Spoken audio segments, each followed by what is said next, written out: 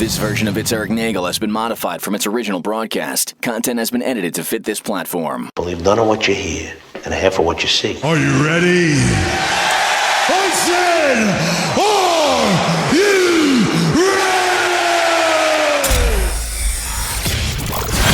ready? It's Eric Nagel.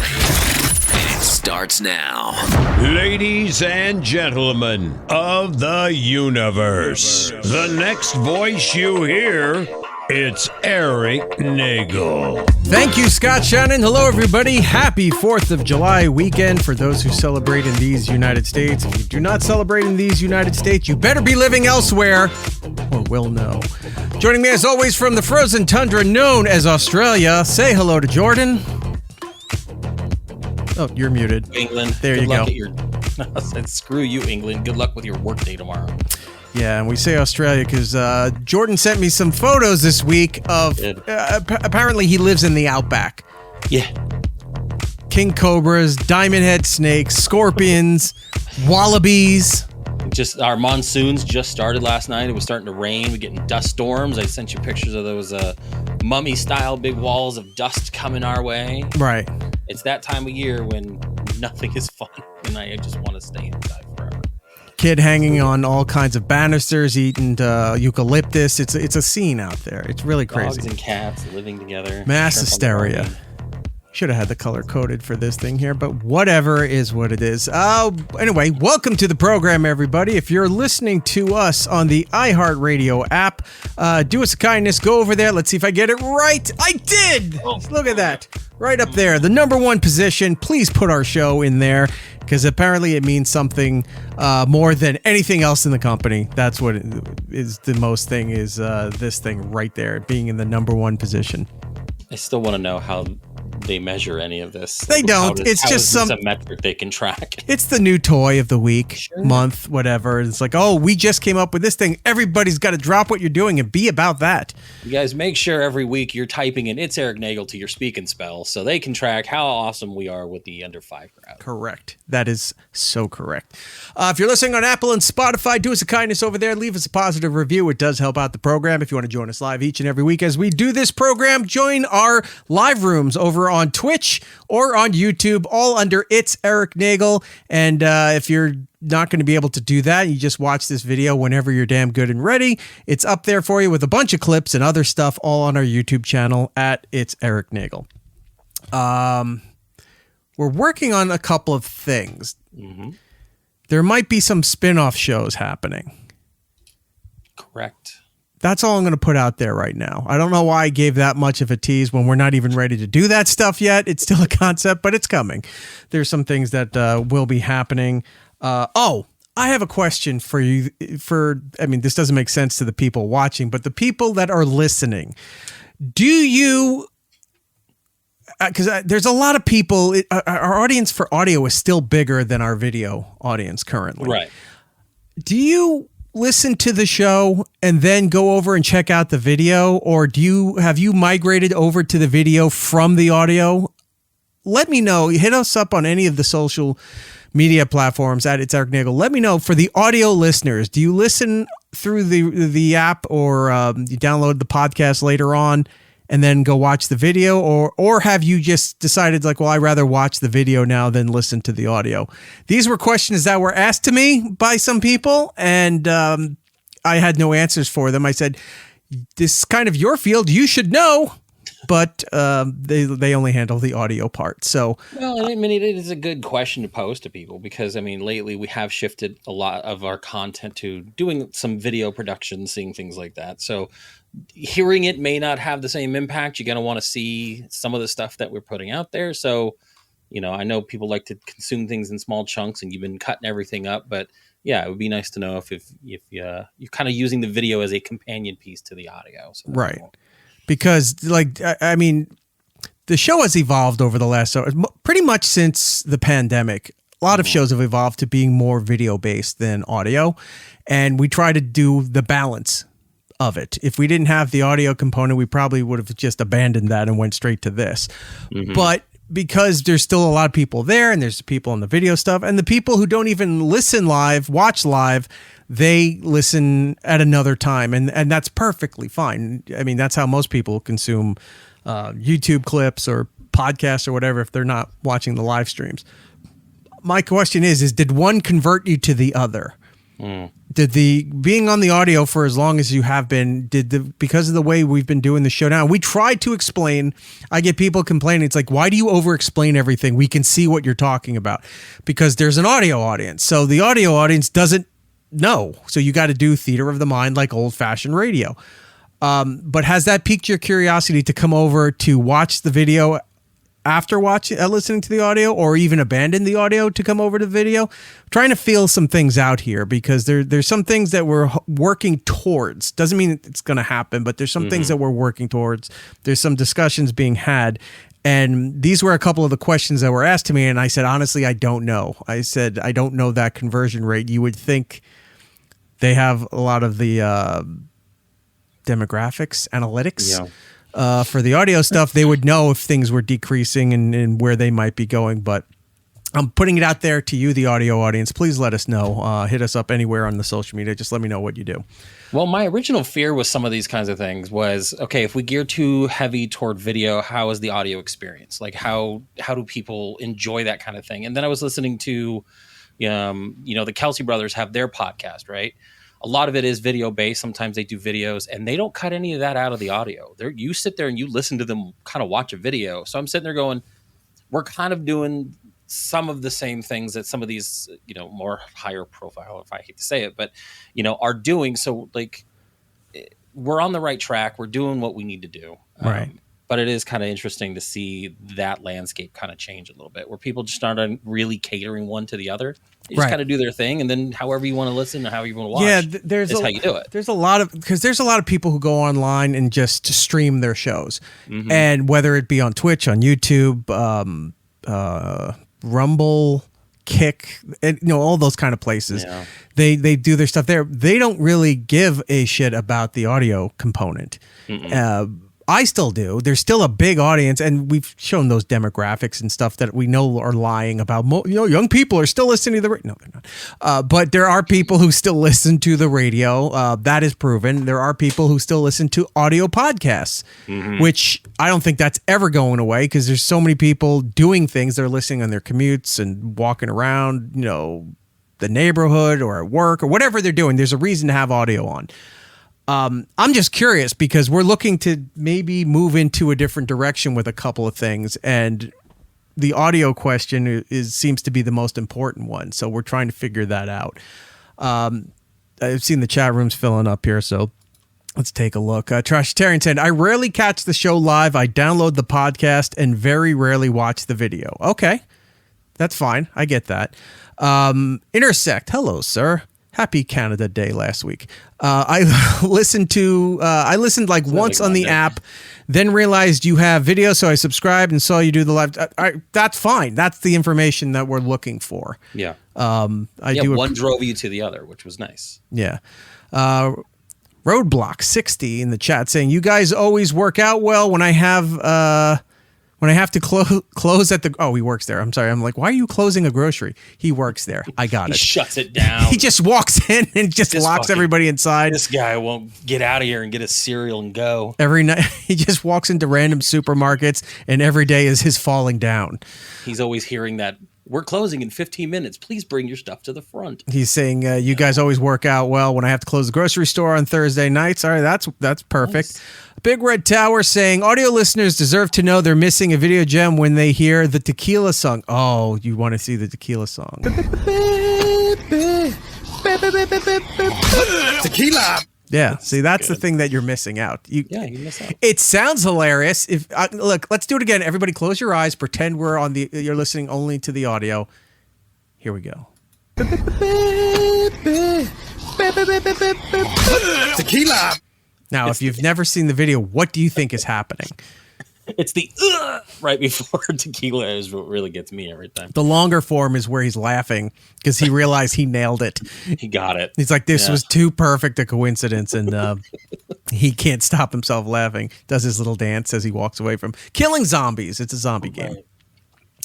Taryn said, you're good at explaining what I'm not seeing when I'm listening to the podcast. That's what we try to do.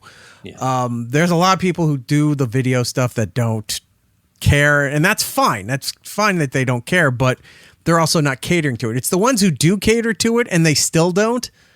Right. Like if you listen to any of the top tier level programs like Joe Rogan, Mark Maron, Alex Cooper, things along those lines, you want to see the video and they have the video available, but you can listen to their shows whatever you're doing, commuting, walking around, whatever, and still understand everything going on. Yeah. Those interview style shows, discussion style shows. We're trying to marry a whole bunch of different scenarios together to try to say, it works for video. Can we make the audio work with this too? So, good to get this feedback here. I do go to YouTube and put on the replays of the show. I'm guessing that says, so you can get that I appreciate. You don't have to, but we do. I'll stand back and correct that. Yes, you do. You have to. Go do that. Like, what are you doing? Here's a little thing that you're not supposed to tell people to do, but here's the thing. If you go to the YouTube channel, there's a playlist and it's listed by year. So there's 2024, there's 2025, and every episode up to the current one is there. Put the playlist on, hit mute, go to bed. Lock your monitor, just let it go. Give us the unique viewing hours, and we'll be your BFFs forever. Like you're people really tend to listen between the hours of midnight and 6 a.m. Yeah. Like, we're real popular right then. Whatever you want to do, just add multiple playlists together and do that. Or I think, if I remember the thing that's set up here, there's It's Eric Nagel feed that YouTube provides, like its own RSS for its own podcast feed. I think we never use it, but I'm told there's people that have used it. Find that playlist. As far as like YouTube audio kind of doing their own version of podcast? Yeah, so YouTube started doing this a couple years ago, I guess. So with my prior show, I did have that set up. So there was a video component when we started doing video, but then I uploaded our entire back catalog of audio that we had done prior to our video days. Mm-hmm. And you can do that where it just, it plays, generic, Winamp backgrounds or Windows Media Player background type stuff. You can set it up, but it's all audio based. So you can do that. Yeah. You just put in your RSS feed. We could do that if we wanted to, and it just uploads everything. Okay. So it is just another form of somebody getting the audio, which is nice. All right. Well, that you can go play that too, and that'll play everything in our catalog. So go do that. That does help us out. Okay. So that's all out there, and it's in the ether. If you're listening on the audio, please contact us in any of the platforms. Just let us know how you're consuming, how you're using the audio, and how are you going to the video. It's kind of important, so we would appreciate that. K-Swan in the chat saying, when I listen, it's usually audio only, but I never really care if I'm missing out on a video. If I care enough, I'll just pull out my phone. Perfectly fine, too. As long as you're listening and you're happy. For nothing, K-Swan. Thanks a lot. Anyway. All right. Coming up on the show today, it's going to be more of a fun show. We were going to do celebrity deaths. Well, yeah, there's that too, but it leads into something Auschwitz wave. Auschwitz wave. See, I would love to pull that as a drop, but out of context, that's horrific. Horrific. Yeah, and everybody comes in and goes, "What is he talking about?" Yeah, that's not. Especially with what kept yelling Auschwitz wave. Especially with the people. Or stop saying that. Especially with the people we're trying to talk to now. Let's not do that. You lost me now. What was I about to say? We're having a more fun show. We're gonna. So we had a bunch of so many disasters happened in the last 2 weeks. I think next week's show, or maybe if we get the itch, we'll do a specialty one-off show, and I'm just going to call it "Oops, All Disasters." And the whole show is just going to be all the disaster clips that have been coming in nonstop. So. We're going to work that out. It'll either be a specialty episode that drops out of nowhere, or it will be next week's show. That'll be the theme. It's summer. Do you know how many people need to be rescued off mountains here in Arizona for hiking at 120 degrees? Trust me. We've got falling into volcanoes, falling off of cruise ships, getting sucked into tornadoes, tsunami. Like there's a whole bunch of stuff going on. So I was getting flood watch warnings last night because of the rain. Oh, yeah. And you're not even a coastal state. Nope. I thought the sand was porous. Apparently not. Nope. Oh yeah, Jared the Geek. This is part of it too. We had a fireworks storage place explode nearby. Was this the one? Are you in California? Is this the one? It may be. I saw that one where that thing looked gutted. So yeah, I'm going to pull that one too for that. I think I have the link for that. But anyway, yeah, I'm sure a lot of fingers are going to get blown off this weekend, and we're going to. We can only hope. But so many hands. Next, so many what? So many hands are going to be missing. That could be the show title. So many hands missing. It's gonna be great. Anyway, so yeah, expect the next episode to be "Oops, all disasters." I'll mock up the I'll make the Captain Crunch thing. Captain Crunch box. Yeah, it'll be fun. Write that down. I'm gonna actually do that. So, a few other things to get. Let me tell you about what we have coming up, and then I got to talk to you about something else before we really get into the show. So, coming up, I have more clips of horror survival games. You asked, I delivered. I So love these things. we have jobs, horror survival jobs, and horror survival games. So like a subgenre of a subgenre of a subgenre. So we'll have sent those. you that one, so I'm excited. Yeah.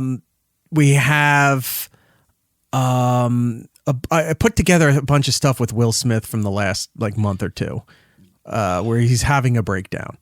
Everyone says, "Oh, this is his freeing moment since the Oscars. He's allowed to be who he is." No, well, you know what? Stop being who you are now. Go back to being old Will Smith because nobody likes it. I have that. The General Lee is back in a big way. We're going to talk about that. What else do I have here? Some family stuff that's been going on this week, which we'll get into in a moment. Yeah, all right. So we're gonna have some fun stuff. Then we'll get into segment 2. It'll be a fun, shorter show. So anyway. Famous last words. We'll be here for 4 hours. No, I'm promise you, I'm trying to move this along. We were late today because of some things, but I'll get into that in a moment. It's 4th of July weekend, and it didn't dawn on me till Jordan said something to me the other day, and he goes, "Man," he's like, "4th of July for you just means something completely different than everybody else." Right. And I said, "What do you mean?" And then he reminded me, and I went, "Oh my God, you're right." So 4th of July. What do we know? Well, every country has a 4th of July. Yes, I'm aware of that. But Independence Day for the United States of America, obviously. Mm-hmm. But it seems like some crucial moments in my career all center around this date. Yeah, you keep being independent from your jobs. Yes.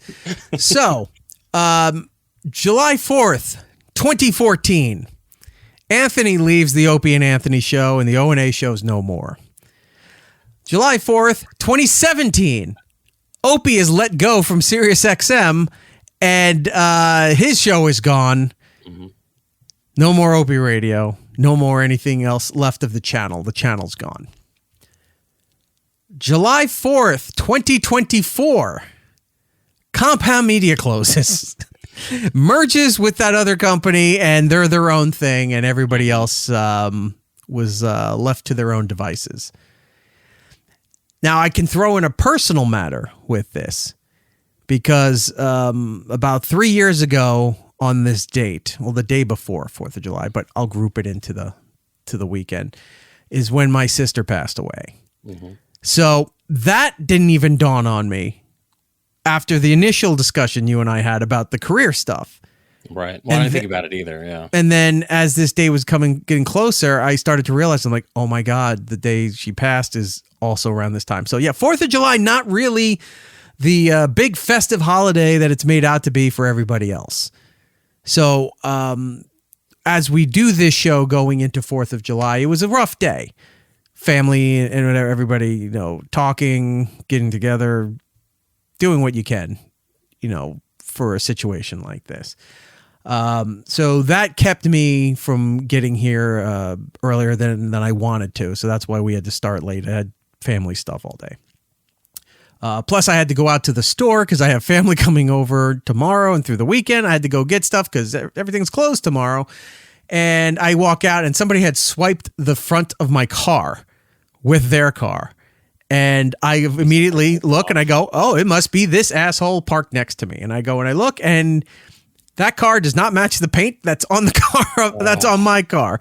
I went, okay, it's not that car. And I looked at the car in front of me. Nope. I looked at the car diagonally, like maybe they tried to pull in and then backed out, whatever. No, none of the cars match what happened. There's no note on your car. Nothing. Oh. And I looked around in the parking lot. There's no cameras anywhere. So I was like, all right, this is for naught. So I'm going to take the car over to try to get detailed. It wasn't like dented or anything, but there's just a big paint mark on the front corner of my car. So that's so annoying. There was like even like my bad. I'm sorry. I'm definitely not sticking around, but just know that I feel kind of bad about it. Would have been at least a little bit of a smoother pill to take. Right. Just for someone to leave. Come on. Well, the last time this happened to me at a completely different store, I came out and between the right side of my car and the left side of the car next to me, a shopping cart was wedged in between both our cars. Now, it wasn't that somebody pushed it in. It was pushed in an angle because this person cut the turn too short. I don't even know how they got out because the shopping cart was there. But they left their car there. And I look at them, it's their car because their car scraped up. My car scraped up. And I know that wasn't there when I parked. It was that guy's car. So I am trying to get the cart to remove. You can go back. I forget which episode it is. It's in one of the episodes. Look at the notes, search the notes about an accident or whatever. You can see what I did. I had the photo and I think there was a video too. I managed to get the cart that was wedged in between us out. And then I went over and proceeded to kick off the rear view mirrors on both sides of this guy's car. Oh my God. And threw them on his windshield. All right, Michael Douglas, calm down. I'm surprised. Like that Dude, kind of thing that's like, yeah, it's that not sucks, like, but also crazy. It's not like somebody accidentally bumped into you, softly or didn't, or in this case, the current case where they turned a little bit and they scraped your car. It wasn't that minor. It was a shopping cart wedged into both our doors. Yeah. I mean, that is excessive. Yeah. Not them. Like, it's ridiculous. No, I felt justified. Even though I could have been arrested, I don't care. Yeah, that's always my worry. I'm going to be like, finally, I'm going to retaliate. And I'm walking out as like they're walking out or like the cops are right there. And I'm just like, I have to now explain why I'm doing what I'm doing. There was an old woman that saw me doing this and she saw what it was and she didn't say a word. She just watched me kick this guy's rear view mirrors off his door. Now, the newer cars, if you hit the rear view mirrors, they kind of tuck in like that. So then you have to angle a little different, and now you're kicking inward to break the thing. Oh, how embarrassing is you can try to like inward, style, I said. The N-word. That's not what I said. No. Could you imagine doing like a 300 style kick to that mirror? It folds in, and then you just go right to the ground. See, look, just compounding the worst of it. I hope I didn't accidentally say it. Yeah, I'm glad you found that. I was going to go back because I saw that earlier. Casey in the chat, you are my hero. I'm not looking for the accolades. I've never been that pissed off in my life. I'm like, who does this and then leaves their car? I was going to say, you do have a history, not so much probably with this, but just having these incidents happen outside in the outdoors, in the world. And most of the time you'll document it with pictures, you'll do videos. I mean, that one gentleman tried to give you shit going into your local grocery store and you had your video going, you could hear him trying to confront and you're like, fuck off. Like, you're the fucking asshole about that. Like, you're being the dick. Like, I don't know how you survive out there. Like, it's just so weird that this keeps happening. Yep. But alas, it's just hilarious. So that happened today on top of the family stuff. Well, that sucks. Then some other things happened today. Mm-hmm. So, or within the last couple days, but today. So, Michael Madsen, legendary actor, hell of a nice guy. We've had him on Opie and Anthony many times. Very nice, pleasant gentleman. Passed away. Now, at the time I saw they just said they just found him unresponsive at his Malibu home, but then I saw a photo of like his kids, his grown kids were outside waiting. They weren't allowed in the house, like they were trying to figure out what's going on. Did you, by any chance, see an update before we went on? Cardiac arrest. Okay. I don't know if it's drug related. I know he had some issues in the past with substance abuse, but we don't know for sure yet. So. Okay. Well, Godspeed to him. Like I said, great interview, heck of a nice guy. I post my photo as I do. And so it goes up there. It's up on the Instagram account, and it's what I do. It's an homage. It's not a clout chase. It's an homage like they do in memoriam. Yeah, this is your in memoriam. On the Oscars. I've been doing this for 20 years. He's killed a lot of people. Right. I've done this for 20 years. There's people who've been doing it the last several years that when somebody dies, they post their photo and everybody shits all over them because they're trying to make it about them. I'm not trying to make it about them. I put that up there and I list something that this person has meant to me or one of their projects, something like that. There's a reason why that gets posted, right? I've been at it for so long, you can't touch me with this. So when there's other people who are putting out, there were people who were putting up photos of fucking them with Diddy yesterday after the verdict. God. And I went, how are these people still in radio and they're doing this, right? Anyway. I don't want to stay away from that one. Anyway, Michael Madsen goes up and then Anthony, I didn't post it on Twitter X. I posted it on Instagram. Right. Anthony clipped it off of Instagram to post on Twitter X and said, remember, it's like, you're not truly dead unless you've taken a photo with It's Eric Nagel and he's posted it. Mm-hmm. So a lot of comments, about him being great, loved various movies and what have you. His interviews on O&A were fantastic. I even linked to one on the Instagram story was one of my favorite interviews that we've ever done is we had him on and just as a lark, we went through his IMDb and he was in like 280 movies or something. And not all of them successes or known, but we did a thing where we went through the IMDb list about the movies and he told us why he took the role and what the money was being used for. It's such a good, it's such Do you know that? Have you heard this? I have. Oh, you have? Okay. I think we had talked about it at one point. So I had gone back and listened because it reminds me of the story of why Michael Caine did the role he did for Jaws 4. And his reasoning was because my wife wanted a pool.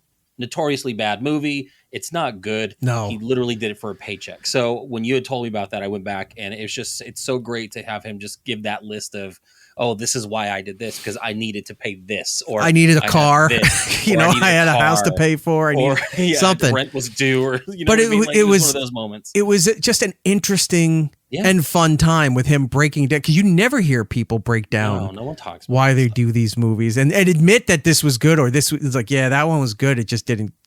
Nobody watched it, or this one was a complete piece of shit. Like he was very honest about it. So go look it up. Opie and Anthony, Michael Madsen. It's labeled several different things by people who've posted the clip. So just see what you can find where he's just doing the breakdown of every movie he's in. It's very interesting. So I post that photo, and then you get some people who don't understand show references from the old show. Mm-hmm. And misuse it all the time and think that they're funny. And you just go, you're retarded. Sorry. And, you just ignore them. The Michael Madsen photo led to another discussion of other people that I posted photos or whatever. And I'm like, I'm not sitting here like this isn't me having to defend like a rap sheet, I'm not doing the Michael Madsen bit of why I posted that photo with this person. So that was going on. Then somebody else wrote me today over at SiriusXM. They launched a 24/7 wrestling channel. Really? Right? And there was a show that's been it's been on for a long time. I know Dave LaGreca who hosted it. It's called Busted Open. And they used to have this wrestling show that was on one of their smaller sports stations. And it built up over the years. Like now Bubba Ray Dudley is his co-host for been there for at least, I think, 5 years. Mark Henry's part of it. Tommy Dreamer, big wrestling names are part of this thing. And I guess they worked something out where now it's a 24/7 channel. So Dave and on the wrestlers and stuff are doing their shows on there. Sam Roberts, who has a wrestling podcast, very popular. I think it's just called Is it Sam Roberts? I think his is Not Sam Wrestling. He has the Sam Roberts show on Sirius. He has his podcast thing. He's got a lot of stuff going on, but his wrestling show is on there. Not Sam Wrestling, not Sam.com. Right. Peter Rosenberg, who I've known for forever. He does mornings on Hot 97 here in New York. He's part of the Michael K show that's syndicated on ESPN, radio, TV, all of that stuff. And he's had a wrestling podcast for a while, and now that's being done live on this channel. So like they're really pulling from great sources to do all of this stuff. And that's amazing that you got a 24-hour wrestling channel. So somebody wrote to me something about Sam. It's like, because they pull this shit about Opie, to Opie too. Like they always troll him about, oh, how much you hated that Anthony's got this thing, or how much you hated that Sam's got this show, or how much you hated when somebody else is doing something. They always tag him and say like how pissed off are you? How much do you hate everybody else? So somebody did that to me today about Sam's thing. It's like, you must be really pissed off about Sam's new wrestling thing and all that. I didn't even respond to it. I was thinking about it. I was like, no, I'm not. What? Like, why? What would be the reasoning to be mad? You know what I mean? Like it's the saying goes, rising tide raises all ships. Like right. If the people you know around you are successful, the odds are some of that stuff bleeds into other areas. You talk to these people. There's a benefit for people to see some success, right? Especially in the sphere that you're in, where you know people in the industry, and it bleeds off. Like there's just no reason to be that petty about it. Yeah. Well, it must. It's like it was something along the lines of like, you must be really, or how pissed off are you that Sam got this thing and you're not doing whatever? Yeah, I haven't been at Sirius in many years. We've been doing iHeart. I've been doing other things. It happens. Things move on. The industry is what it is, and you move and work wherever you work. Yeah, I was thinking about it. It's like, I don't care in the sense of like, why would I be upset or mad that other people got these opportunities? There's plenty of people I'm friends with in TV and radio. When they get other stuff, I reach out to them and say, congratulate. That's awesome. Good for you. Like, what's the point of being so fucking upset over this shit anymore? Right. They all think that we're the same people that were doing that show. Jesus Christ, 11 years now since that show ended. It's like, if I was still the same guy working on there, then that's my fault. But no, we're all different people. We've all evolved, hopefully, to bigger and better things. And I have, and Sam got that thing. So good. Congratulations. I sent a message out to Sam, congratulating him about it. I sent a message out to Dave. Congratulations. Because that's quite a feat. Right. And they both said, who is this? Yeah, exactly. Yeah, the blue turned to green. I was like, they blocked me.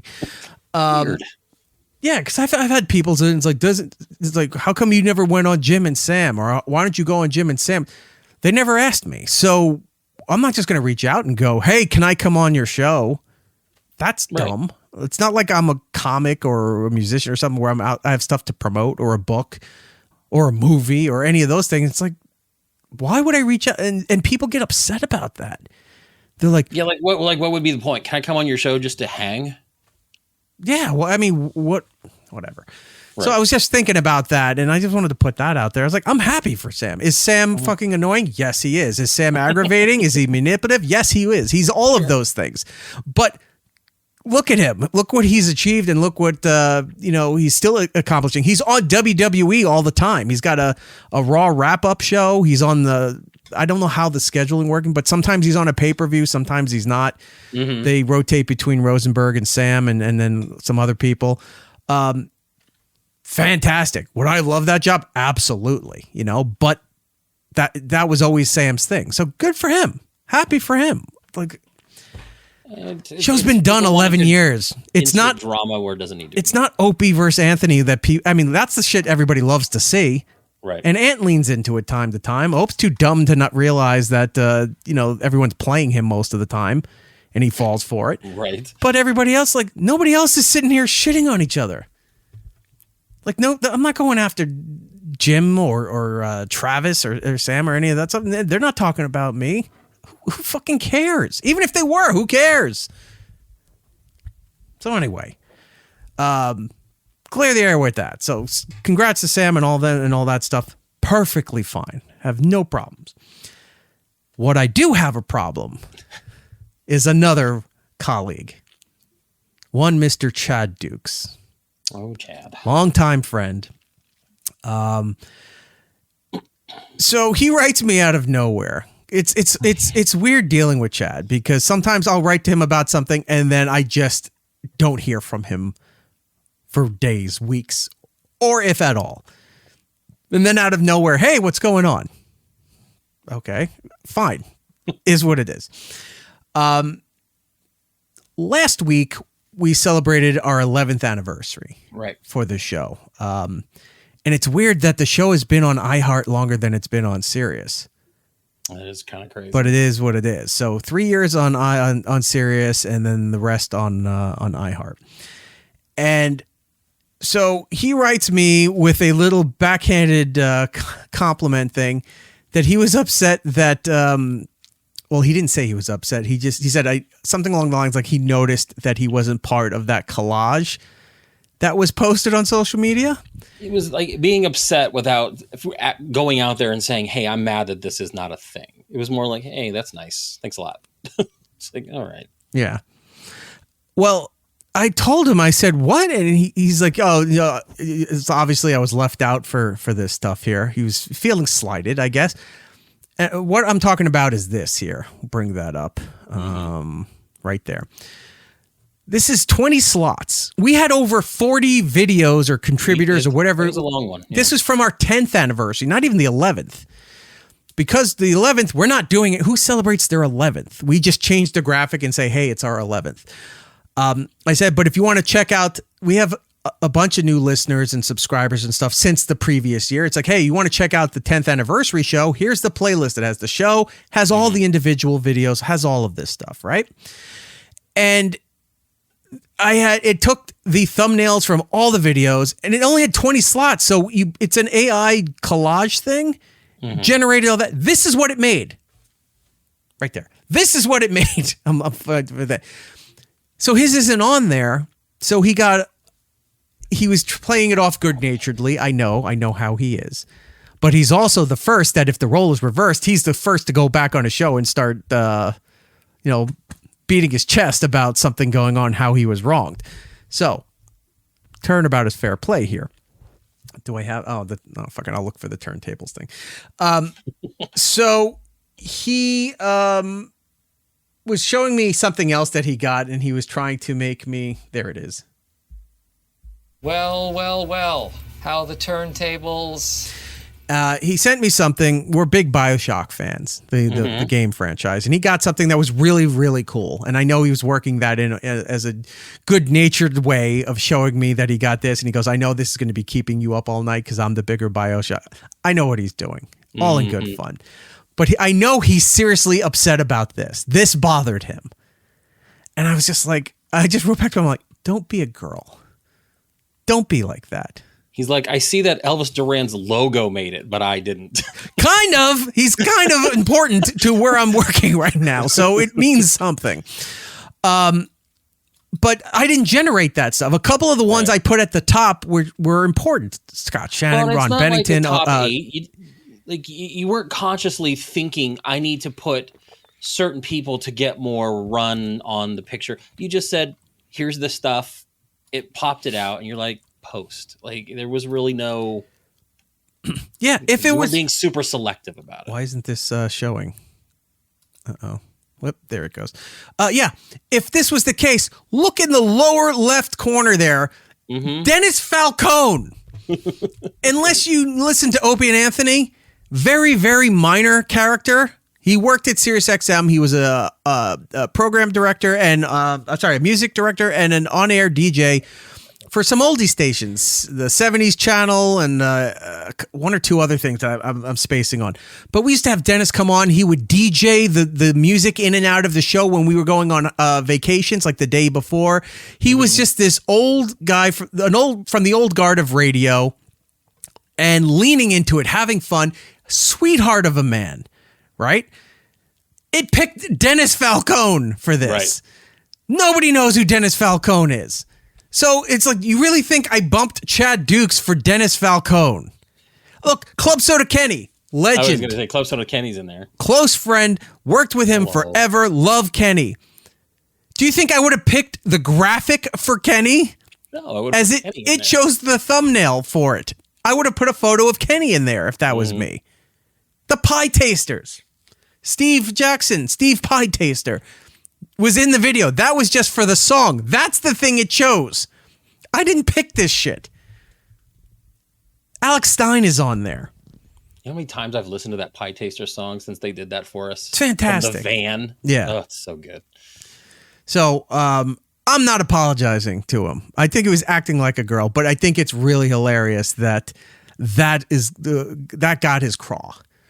It just feels like it's again another one of those drama where drama doesn't even need to be. Like, you weren't thinking about it. It was just not. It wasn't even like a slight. You didn't even think about slighting him in that way. And not at all. It bothered me. It's the same thing with his hat. You know, all the people sending pictures of them wearing his merch, and they're, you know, doing what you did, where you're like not smiling, just kind of wearing the hat, and he's just upset that people are wearing his merch, but they look upset to be doing so. And I'm just like, what a weird thing to be mad about. Right. It just feels weird. DTV, hello. How are you listening on the Twitch? Saying, I remember when Rosenberg was middays at JFK. Yeah, I don't know if him and Chad get along.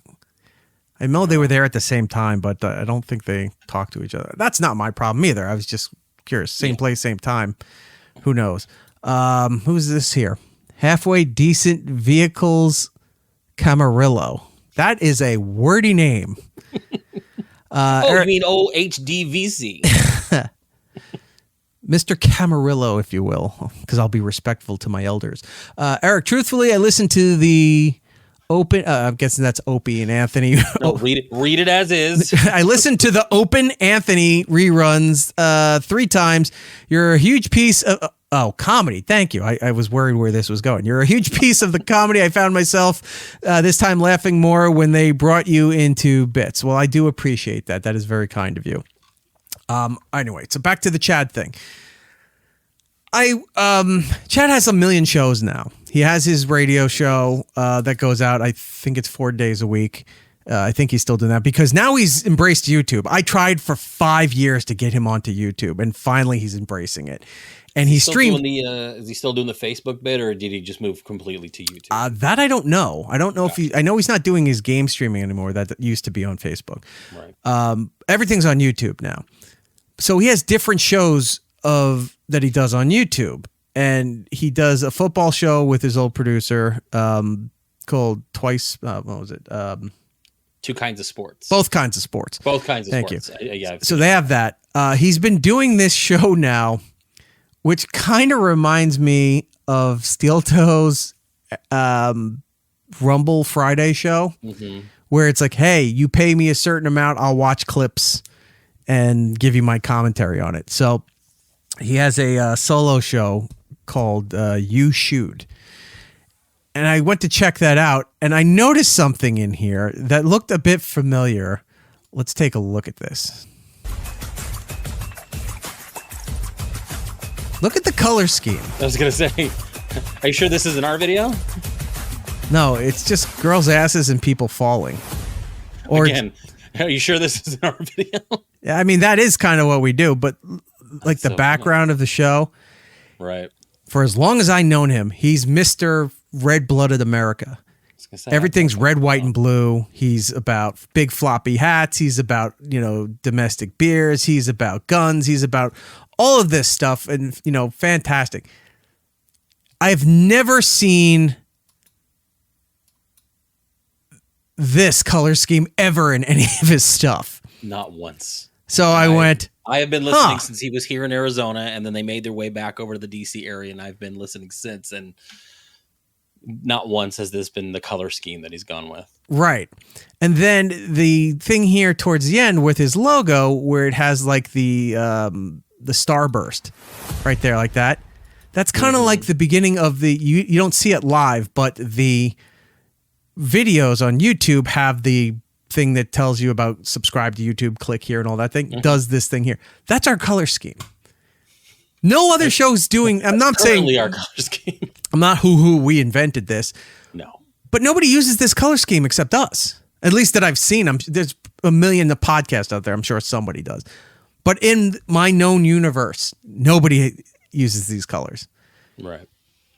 And I've used these colors forever. So I was just like, that's interesting. But anyway, if you'd like to go over Chad Duke's, I think it's Chad Duke's show on YouTube. It's literally right there at Jukes the DJ on Instagram. No, not his socials, the YouTube Those channel. are probably fine them right there. All the socials should have all his links. Right. My thing is, do you think he has enough shows to make this happen? Make a new one with only Chad Duke's pictures in the done. Do you think we can get enough content where it's just all his shows, all the logos? Oh yeah. And it's summertime, so he's a rather portly gentleman. He's all about the tank tops right now. So I'm going to do tank tops and floppy hats. I'll pay him the proper homage. Not black and white because he's still with us, but yeah. Okay. All right. That'd be great. Just making sure. All right. So I think that covers everything for me today. Yeah, that's it. All right. Personal business done. We can move on. Now, let's do the General Lee and then we'll go into Will Smith. Yeah, that one's a really cool one. So this I don't fully understand, but I'm glad it happened.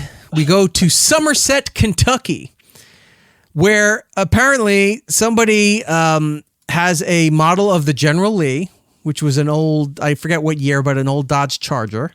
Mm-hmm. And the problem I saw with this is at the end is they didn't weld the doors like they did in the show because it was meant to be a NASCAR. Right. So they had this. They had braces and cameras to catch it from all different angles, and they closed down the center of a city. Yeah, so that looked like a 1969 Charger. So this thing could tear ass through the center of Somerset, Kentucky, jump a fountain, and then land. Now, is it that big of a deal compared to other cities, what they do to celebrate stuff? No. Do I wish bigger cities had this? Absolutely. Would you like to see this going down Fifth Avenue? And then, or not even Fifth Avenue, 10th Avenue, and then jump the fountain at Columbus Circle? I was gonna say, do you cater it to like the car of that area? Like maybe like you see like an old school like 80s style like New York cab, do a big jump like that, kind of be no, like because who cares about a cab? We just doing General Lee's. The General Lee was because most of the filler of that episode was just the car driving through dirt trails and doing jumps to avoid Roscoe P. Coltrane and Boss Hogg. That was the brilliance and the entertainment of that show. And then to hear the Dixie horn, like as it goes to jump. Yeah. Oh, so good. But I would love to see, like for New York, so maybe you had an Ecto 1 model. Yes. Just run and jump and hit a ramp and jump something. Jump the booth that sells tickets in the center of Times Square for Broadway. Anything like that. Well, I don't know what stunts. I still don't know what the reason was that they did this. I am glad that they did it. The fountain is shooting really, really like vivid blue water. And people just kept saying online that this was a gender reveal. Now, if that was the case, wow. But it's obviously not the case. So this is part of this is Fountain Square Park in Somerset, Kentucky. The stunt was the main event at the Summer Nights Cruise event this past the 28th. The jump was dedicated to Rick Hurst, the actor who played Deputy Cletus Hogg in the television series, who passed away 2 days before the stunt. So I didn't know he had passed away. So this stunt came together that fast to celebrate him passing? No, I think it came together and then just timing wise, it worked out. It just happened to be the same time. So what's the do they do this annually, or was this a charity event, or was this just something? Because how do you get the city to approve closing down the center of the city to do this? I don't know if they do it every year. This is the first I've heard of something like this. They should do that for New Year's Eve. If you want the world to stop paying attention to the dumb ball in New York City dropping, it's like we take you now to Somerset, Kentucky, where the General Lee is going to jump through like a hoop of fire or something, just to time it to because they're Central Time Zone, right? There's nothing going on in the Central Time Zone. No, they're bored. Do that. Summer Nights Cruise has been going for 25 years. It's a car cruise kind of event. So it's like a big car show in Somerset, Kentucky. They're calling it the car cruise capital of Kentucky. Now, I don't believe they jump the General Lee every year. I think this was just one of those, let's just jump it. They got to do it. We got to push. I think this online. should be an every year thing. This should be their New Year's Eve celebration. You get you have that whole town square set up like how they do American Ninja. Mm-hmm. You know, it's on the back lot of a movie, or when they bring it to cities, they close down a couple of blocks in an industrial area and set it all up with the lighting, the rigs, all of that stuff. Do that, set it up, have spotlights, have cameras, and just broadcast that as the clock strikes midnight in the Central Time Zone. Yeah.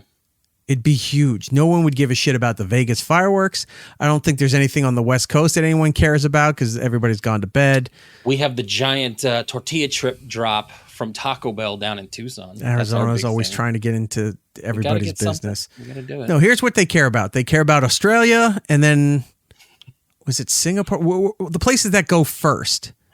Yeah, usually like it's Singapore, Hong right? Kong. I think it's like Hong Kong, Australia, Hong Kong, and then they move over to like England and all Paris, maybe. Like they do. But that's way just move. Paris over. and England are only like 5 hours ahead of the East Coast of the United States. Yeah, I think Australia is probably one of the first, and it's usually like midday our time. Yeah, I think you're right. I think it's like Hong Kong, Singapore, Australia, because the fireworks go off the Sydney Bridge. Mm-hmm. And everyone's like, oh, because you're watching it at 2 o'clock in the afternoon. It's like, oh, the New Year's starting. You watch that on CNN or whatever, news network you're watching. And then you don't give a shit about it until the East Coast. And by the time the West Coast is celebrating, most of the country went to bed because it's such an uneventful I was going to say, holiday. I can't remember anything being super important this year. I think most of the coverage I was watching on like Disney Plus because they have all the live features now where some of the news organizations are coming through. Like it's become kind of a non-holiday, really.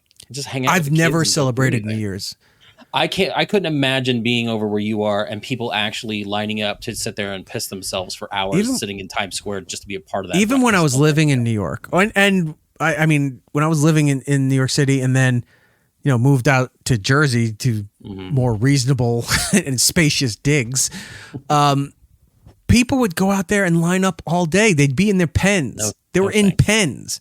Yeah, they've ever since, I think, what was it, pre-COVID or just post? No, it's since 9/11. Everybody off.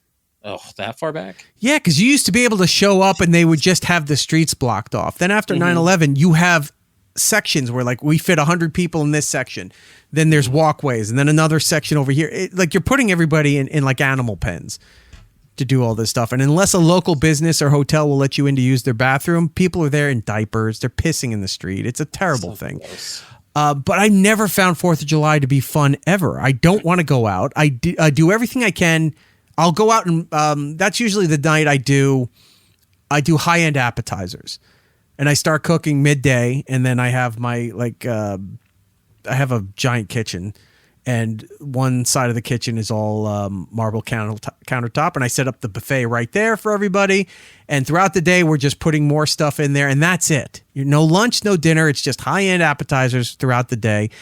And by the time 9 o'clock comes around, you don't even want to stay up. Like last year, this past year, I didn't stay up I stayed up, but I didn't watch the fucking fireworks. I think I was online playing Phasmo or something. I was going to say, yeah, we play video games. Yeah, no one cares. Anyway, back to the point here. We've trailed off too much. I found a bunch of different angles. Right. And I put it all together here. Here's the General Lee jump in Somerset, Kentucky.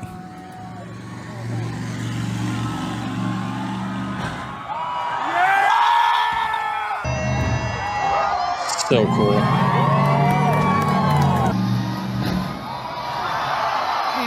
Oh my goodness.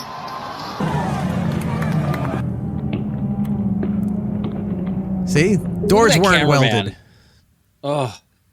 this is how basic we really are as people. Like, this is exciting for me. Like, this would be the highlight of my week if I had gone to see this, even if I was buried in the back of the crowd. Right. Just seeing that thing jump in real life and then just smashing down, I'm gonna have been like, well, that's it. There's nothing gonna be better this week. That's it.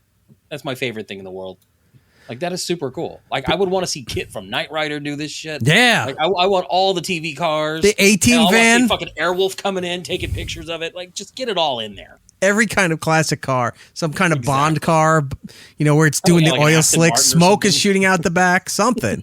Right. Big Red Tower saying a General Lee copy probably costs a fortune to build nowadays. Well, looking at this video here, it looks like the doors aren't legit doors. It looks like they just put sheet metal or something something like that. Yeah, just to make it look like that. They really should have invested in the horn to do this. Now, if this is the first time they're doing it, okay, fine. But next year, if you're going to do this, get the horn. The horn is essential for jumping that ramp. Because if it hits that ramp and you hear everyone's going fucking nuts. Oh, yeah, 100%. Yeah. He's like, yeah, you're right. It looks like a cheapened build. Yeah, I think that was the case that they did this because they knew it was just going to not survive the jump. No. Yeah. Jared saying, I can't stand by while they wreck all these classic Chargers. Look, people do what they want to do. And look, if they're going to wreck it, I'm glad it's this way. How'd you destroy that car? Oh, he did a jump through a fountain in the center of a city. He jumped 150 feet in Kentucky. Perfectly okay. In fact, I'd like to donate since I know insurance isn't going to cover it. I would like to cut you a check. Yeah, exactly. Fantastic. You want to watch it one more time? No, please. You're right. They need the horn. Yeah. Like, they should have hit that right as they hit that jump. Oh, look at that. Oh. This is the angle I like because you see it going toward people. And you almost don't know the distance. Yeah. Like, this guy's like, oh, shit. I want to point this out. Like, where's the angle of that guy with the camera? He had a camera down there. I want to see that thing coming at that camera. Like, we got to find that footage. I haven't found that footage yet. I was looking all over because I see the cameras off the side and off the back there. I'm like, I want to see. And I'm sure there's a dash cam or something. And that when the car was hitting the barrier wall to slow down, there was a guy who had the camera on the street that picked it up and ran off to the side. I want to see all of that. That's the footage I want, yeah. I haven't found any of that yet. This is all fan footage of everybody watching it. I want to point this out here. On the top of the General Lee, they kept the stars and bars. They have to. No, I know, but in today's thing, anything remotely resembling history or something that could be considered an inch of racism. Now, obviously, yes, but you would get destroyed for all of this stuff. The fact that they left it on there intact as the actual car was impressive. Yeah, I was amazed that they kept the look, the integrity of the vehicle from the show in check for this jump here. So, which is how they should have done it, which is good. I love that. That's fantastic. I salute the people of Somerset, Kentucky. I got to say, if they do those kinds of things, because there used to be like this dirt track racing not far from my house, and they did a demolition derby once. And I was like, I live in the middle of nowhere. Let's go check this out. And I got to say, it's just a visceral, fun experience just watching these things just smash into each other, doing these jumps. They got people saying, hey, look, if you want to risk your car, your lifted truck, we're going to jump, 2 cars. You can line up. And these guys were pulling out their, lifted trucks and wrecking their axles just because they're stupid. I love watching those clips because people so bring good. the weirdest shit. Like they'll bring old RVs and tractors and school buses and all kinds of nonsense. It's like there's just something about that kind of stuff that it's just so fun. It's essentially destroying your Hot Wheels and Tonka trucks as a kid, but now doing it as an adult with real life-size Tonka trucks and Hot Wheels. Life-size cars. Right. Hellraiser, hi, buddy. Legend. Internet legend. Hellraiser 69 saying, wait, they won't put in the Dixie horn, but they'll keep the flag. I don't know. We don't know the whole situation there as to why the horn wasn't in it, but I would advise them. Maybe they did, and that guy panicked and couldn't hit it like at the same time. Like you're ready for it, and then you hit that jump, and reality sets in, And then like he just didn't think. Oh, you're about more moving like, his oh hand. shit, how am I going to land? Instead of, How am I'm going to kill 15 people when I land this thing? Like well, maybe he just didn't. thank react. God for I don't know. post production, because if they're going to use their official footage for this thing, put it in there. Everyone wants to see you hear the thud from the ramp, you see it clear the fountain, you want to hear the Dixie horn. It'd be fantastic. Our pal Tom from Alberta. Hi, my boy is watching. Can you say hi, Ryan? No. Can we move? Let's see. It looked like it was going to smash into the buildings and the crowds. Yeah, that was what Jordan. Yeah, there was one angle, like it was that far back angle, and when it came down, it was hard to judge the distance between that large crowd that it was aiming at. Right. And I'm just sitting there going, why would they think to put people at that distance? Like it looked bad. I'm glad they did, because that was a 70s feel. Like, look, that barrier full of sand, plastic sand walls. It's like, that's going to have to be good enough. If it plows through the crowd, oh well. That's the other thing. I want angles of people filming from that angle. Like you're just sitting there and all you see. I couldn't find those. That was the only one I could find of it coming down there. I haven't found the other angles for that stuff yet. Look, but if anybody out there finds them, send them my way. I want to see every angle of that thing. Tom, I was just kidding. Hello to you and your son, Ryan. Hi, Ryan. All right, moving on. Will Smith. Will Smith, depending on the sources, shows, whatever that you watch, people have different opinions on where Will Smith is now in his life. And we're not here to judge. We're just here to observe what we're seeing. Obviously, it all stems back to, was it last year's Oscars or 2 years ago? 2 years, I think. 2 years ago. Chris Rock was making a joke about Jada Pinkett Smith, who everybody on the line doesn't like her and makes jokes about her, especially after her entanglement, a.k.a. she was sleeping with other people, and Will was either cool with it or not cool with it, but it was what it was. I was gonna say, like, I met her once and she was super nice to me, so it was so weird to hear how like she kind of devolved into this real. Have you seen her that streaming show she used to have? Like the Red Seat or whatever she Red called it. Table, I think it was. Red Table. Yeah. I've seen clips. Like I've never actually like watched an entire like episode of it, but I've seen clips, especially when Will went on there, and it was just like she was confronting him about her infidelity, and it's like you could just see like the smugness every time she in spoke, her. there was like this dagger in him. Like it was just so sad.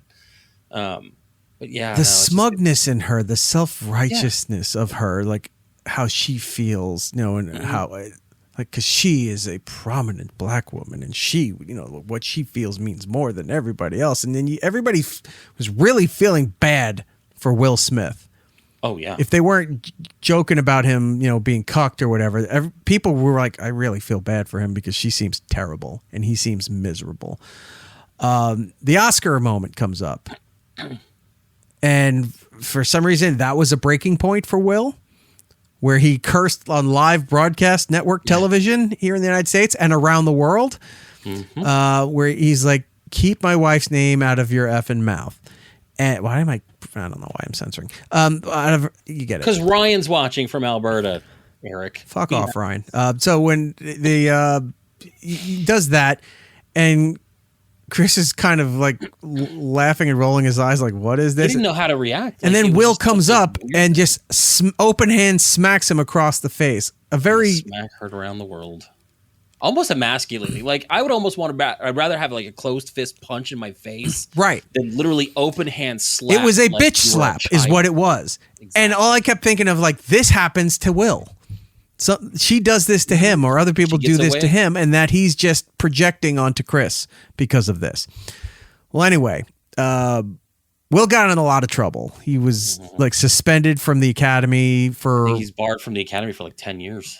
Like I don't think he can officially attend the Oscars. He can still get nominated if he's in a movie, but he can't accept, because this last Oscars that happened, or it was the one before, they the tradition is the previous the winner of the best male lead or whatever presents the category next year, and he was not, and that's there. always how it's been. And because he was banned, he couldn't do it. So what they did was they got like the last couple years of best male leads to present, and they did the same with the female leads just to kind of make everything even. So Right. yeah, they banned him from it for a while. So so that happened, and that seems to, like, people were waiting for Chris's response, and he didn't say anything for a while. I guess smart on his part, he saved it for his new special that was coming out and addressed it there. Got a lot of eyes, a lot of downloads. I think it was a Netflix special, so it did really. It was a live. They did it live, and then they did a replay. I think I remember you and I watched it live. I think did really well for Chris. And then Will didn't say anything for a while, and then Will came out, and if I remember correctly, when he was talking about he never fully addressed, he never mentions Chris, and just talks about everything in a roundabout way. Like, he's circling the issue, but never really gets to the point of it.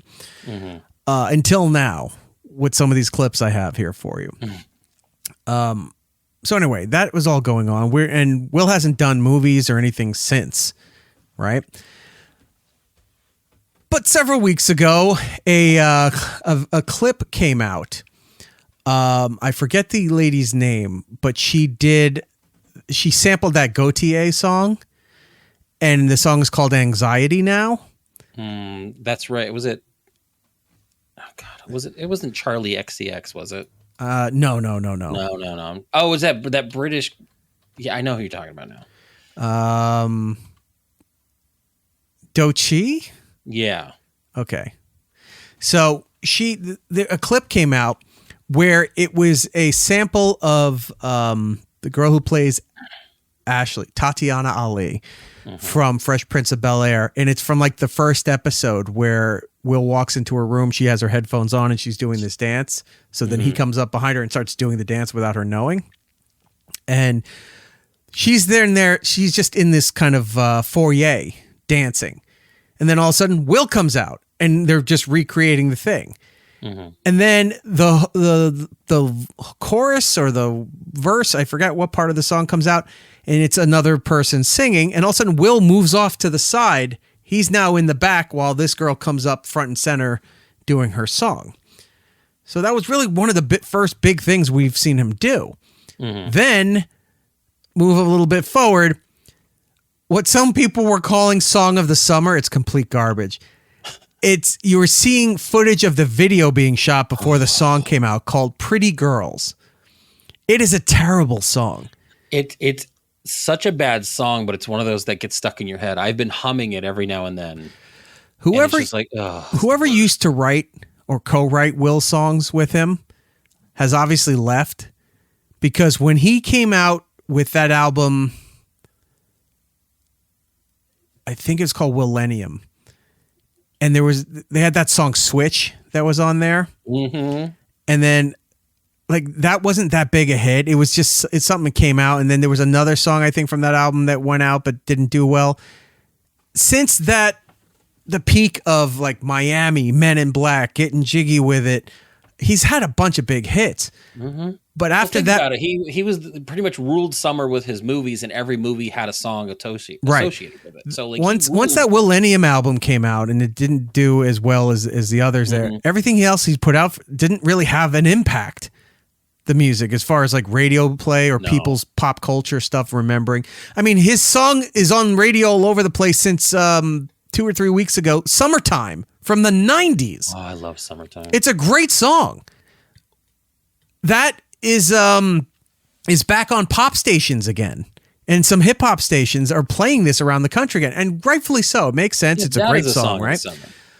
But I'm not hearing much about this Beautiful Girls thing. So the clip of him shooting this video gets put out. I don't know if if it was like Mario Lopez's entertainment show, one of those entertainment shows, was focusing on it. The clip was going around social media and everything. Then the song and the video drop. And there's people who say, this is straight fire, this is fantastic. And you go, what are you listening to? This is terrible. This is like a Pro Tools song. And it's very lazy, weak writing for it, right? Not going to play. I think it's supposed to be kind of like a dance jam. I don't know what it's supposed to be honest with you. It's not rap. It's like this weird pop kind of mix. Right. Oh, it's not good. Hold on. Intersect saying, no, Millennium is okay. Yeah, you're thinking Lost and Found. Oh, is that what Lost I'm thinking and Found was, I think, his last album before this one. That was like 2005. Because he's right. Rain, He's right because Millennium. You're right. Millennium had Wild Wild West on it. Okay.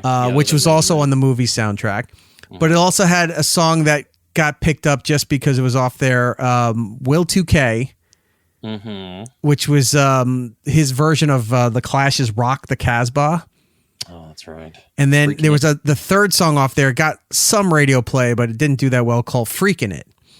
So, yeah, you're right. It wasn't Millennium. I apologize. I take that back. It was obviously the next album that had nothing. So what I have here, and Jordan, you saw this too because we were talking about it. He showed up in London. There's a guy who sets up in what the area of London called King's Court. And essentially, it's an area that has like a lighthouse, and it's right near the King's Court train station, subway station, whatever. It's a big deal. This guy sets up outside with turntable speakers, and usually gets a big crowd because he somehow gets, I don't know him that well, and his name's DJ AG. And he gets big artists to come out in the crowd, and they just do like a little montage samples of their songs.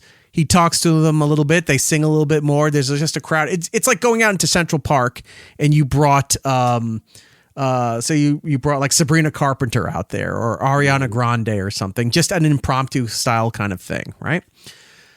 Will comes out there and he crowd is receptive to him. Can't play everything because we'll get flagged for it all. But he plays a version that he does live a lot. It's the Fresh Prince of Bel-Air theme, but it's mixed with the drum and the bass line from Switch. So it's a hybrid of those two because it's like Fresh Prince of Bel-Air, and then he does like a hey, oh, hey, like that to get the crowd going between verses, and then it goes into Switch and what have you. Now Switch. He did that. He did a little bit of Men in Black, which was people didn't really. I mean, they liked it, they knew it, but they didn't really move. They get to his new song, and Jordan and I noticed the crowd does not care at all. They look so bored. Or do they even know what it is? Yeah, it's like, what is he doing now? Hold on here. Tom from Alberta, you love summertime. Why? It's hotter than... Did you say that? Well, yeah, the song "Summertime." Oh, No, the weather's terrible. Tom's trying to be being noticed. Hey, Gurk, how are you? It's fine. You're missing. We start nothing. over. You're missing nothing. You want us to start over? We can. Yeah, let's start over. Anyway, so I'm putting a montage together here. So we're gonna watch him perform "Beautiful Girls" live in front of this big crowd in London with no reaction. Then it's gonna go into some freestyle performances he did on other big web shows. Mm-hmm. And you can see where he's losing his fucking mind. Like he's having a breakdown. Let's take a look.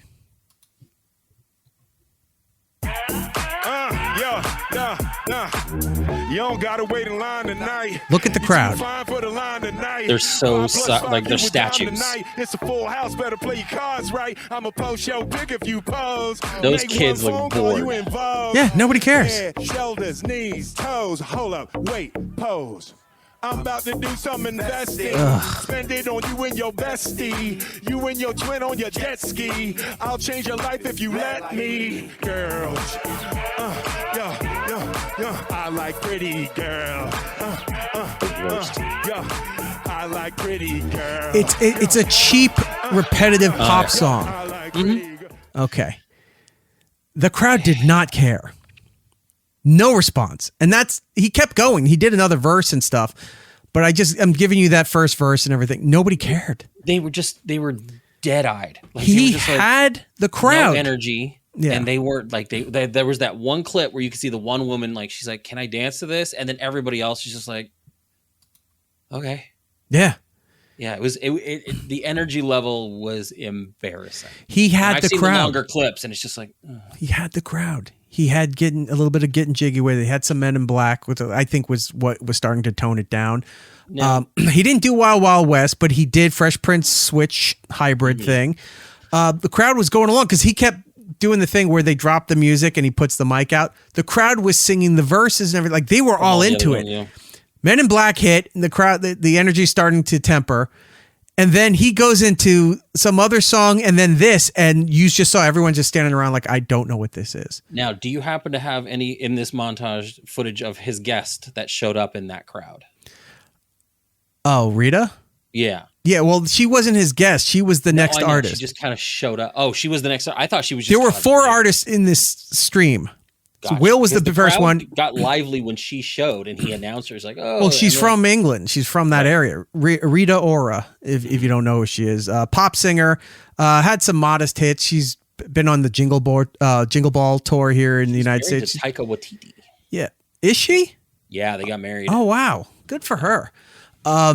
Anyway, so she's had a bunch of stuff. You know, she's not like a massive level as far as like a Katy She's not Perry a or household name, I don't think. Like, no. kinda Maybe know. over in Europe, but not so much in the United States. Right. Well, she came out through, and it looked like she was a guest and everything. But then Will left, and then she did a few songs. It seems to be the format of this. Then another artist comes through the crowd, shows up, and they do a crossover, and then that person leaves. So there was like 4 artists there. The only 2 I knew was Will and Rita Ora, right? Gotcha. So that happened. Then a couple weeks ago, he's on a show. I have this still right up here. It's a show called Lyrical Lemonade. And I'll point this out. When you see the room that he's in, I wish our studio looked like this. It's just video games. He's got a life-size Simpsons set where they're sitting on the couch next to the table. Like That's awesome. it's amazing. Like he stole it from a Universal theme park. But they have guests that come on there. They talk a tiny bit. They're supposed to do they play a beat, bass line, whatever. You got to do some freestyle for a little bit. Then they have like this grandiose kind of lunch thing that is provided to the artist. Like it's either catering to the person or it's so ridiculous. Lunchables. Got it. Yeah, it's Lunchable. It's Lyrics and Lunchables is what it is. Oh, that's our new show. Lyrics and Lunchables? That could be the title. That's perfect. Hold on. Lyrics and... Oh, not to go off topic, but the other day I took a picture and I forgot to send it to you. I found Sharkleberry Fin in the pouches, like the actual. Yeah, like, that came back a little while ago, from what I understand, a Very few happy years about ago. that. Anyway, go ahead. I'm trying to see if I have that Lunchables thing in here now. I used to have Fucking it. Lunchables. Yeah, it's here somewhere. Do I $5 have a it? pack. What the fuck you know about? No, that's Snickers.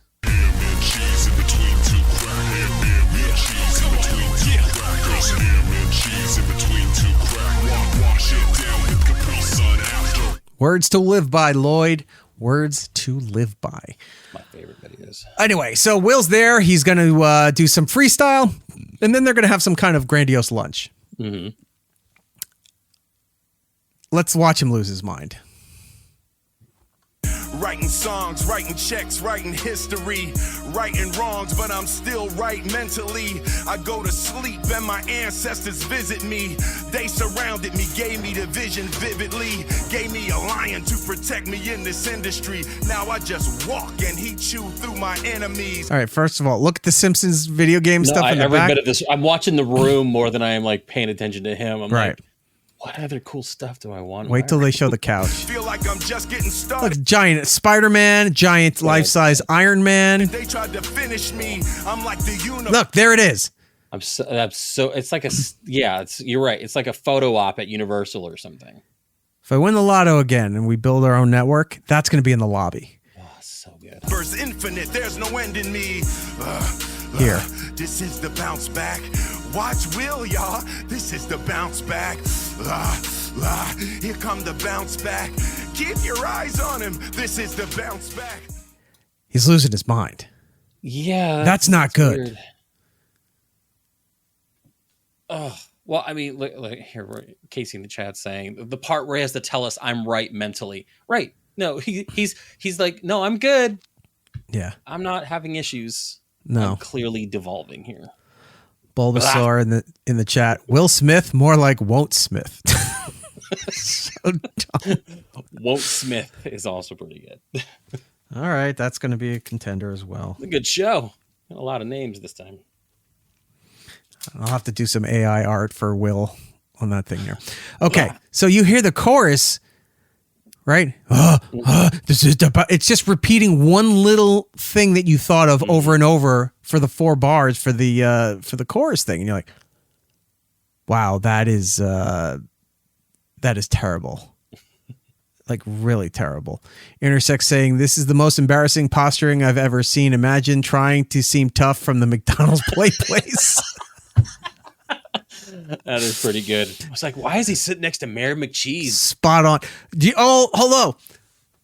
How cool it would be. Remember there was a period in the 90s where certain McDonald's restaurants, everything was like in the restaurant. Like there was a tree.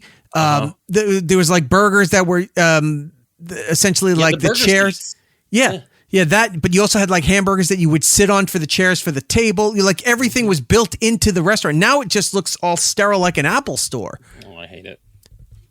We've lost our way, people. If that's a great marketing angle. If you just like, hey, we just get famous people in here to freestyle from the old 90s McDonald's play place. You see Will Smith is in the old, what was it, Mayor McCheese? He was like the slide where it was like this cage and it was really tall. Mayor McCheese. In there. Mayor McCheese was like the jail. Yeah, that's right. In between the buns was the bars. Yeah, could you imagine just rapping from inside the Mayor McCheese jail? Yo, shaking the thing there. Shaking the bars. But it's such an old thing and just breaking things Getting pummeled by fry kids. I'm going to eat these bastards. We're going to end this with, he was on this other, I guess he did this while he was doing the other British thing. So this guy named Charlie Sloth, tons of followers, a very successful channel. He's like the British version of DJ Khaled. Okay. He's short in a tracksuit, annoying as hell, and inserts himself into everybody else's songs. This is another thing where Will's doing freestyle and addresses, again, in a roundabout way, the Chris Rock incident. Now I'm not the type of man to move in malicious ways, and I am too grown to play childish games. But if you talking crazy out your face up on the stage and disrespect me on the stage, expect me on the stage. Jokers dish shit out, cry foul when it's time to take it. City full of real ones, wasn't raised to fake it. Jill to Meek Mill to the roots, it's all greatness. Global status from my Philly foundation. I am a trailblazer. They all have that. It's like, I'm full of everyone's full of greatness. Everyone's, I'm not. Got God and community in them. It's like, I'm meant to be this successful. I mean, everyone in hip hop touts that. But I'ma tell my own story. I am the did you see the fidget that's DJing? Yeah, it's DJ Salad. I'ma go to heaven even though I'm a hell raiser. I am the illest. That guy. Listen. I am the illest. Yeah. Look at that haircut. Oh my gosh, yes. Look at that fidget. Right? Oh my God. It's British guy. DJ Khaled. Yeah. It's like the terrible jewelry, a horrible tracksuit, and he's just screaming and yelling. Like this song went on for a little while. I got to that point where it was just a Chris Rock thing. But this guy, and then him having the breakdown, like the chorus means nothing. I am the illest. And then you're waiting. I'm not the kind of man that, and then he talks about how he's not violent. Yeah. I mean, you're literally talking about how you slapped the dude. Yeah. And then it's like, I'm full of greatness. He's overcompensating for the fucking demons that he's got inside of him. Like, you know what? I would rather him just lean into it and go like an NWA route and just be like the filthiest rapper and just go after people. Like, just do the heel turn. Right. Stop trying to save this. We love Will Smith. He is the guy of the summer type. Go the opposite direction. Look at this guy. Don't give the people what they want. Pull a John Cena. Don't just do what you want. Look at this guy. It's fucking Oompa Loompa. He looks like the dwarf from Lord of the Rings, but got a haircut. You got to screenshot this for the show. You got to keep this for the YouTube thumbnail. This face right here. Okay.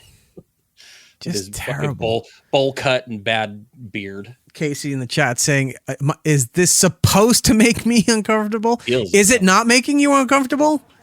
I've watched this many times and I've never been comfortable watching it any time that I've viewed this thing. Will Smith farting in the booth. Intersect. You tell this fools how tough I am, Hamburglar. I am the illest. Yeah, this guy is.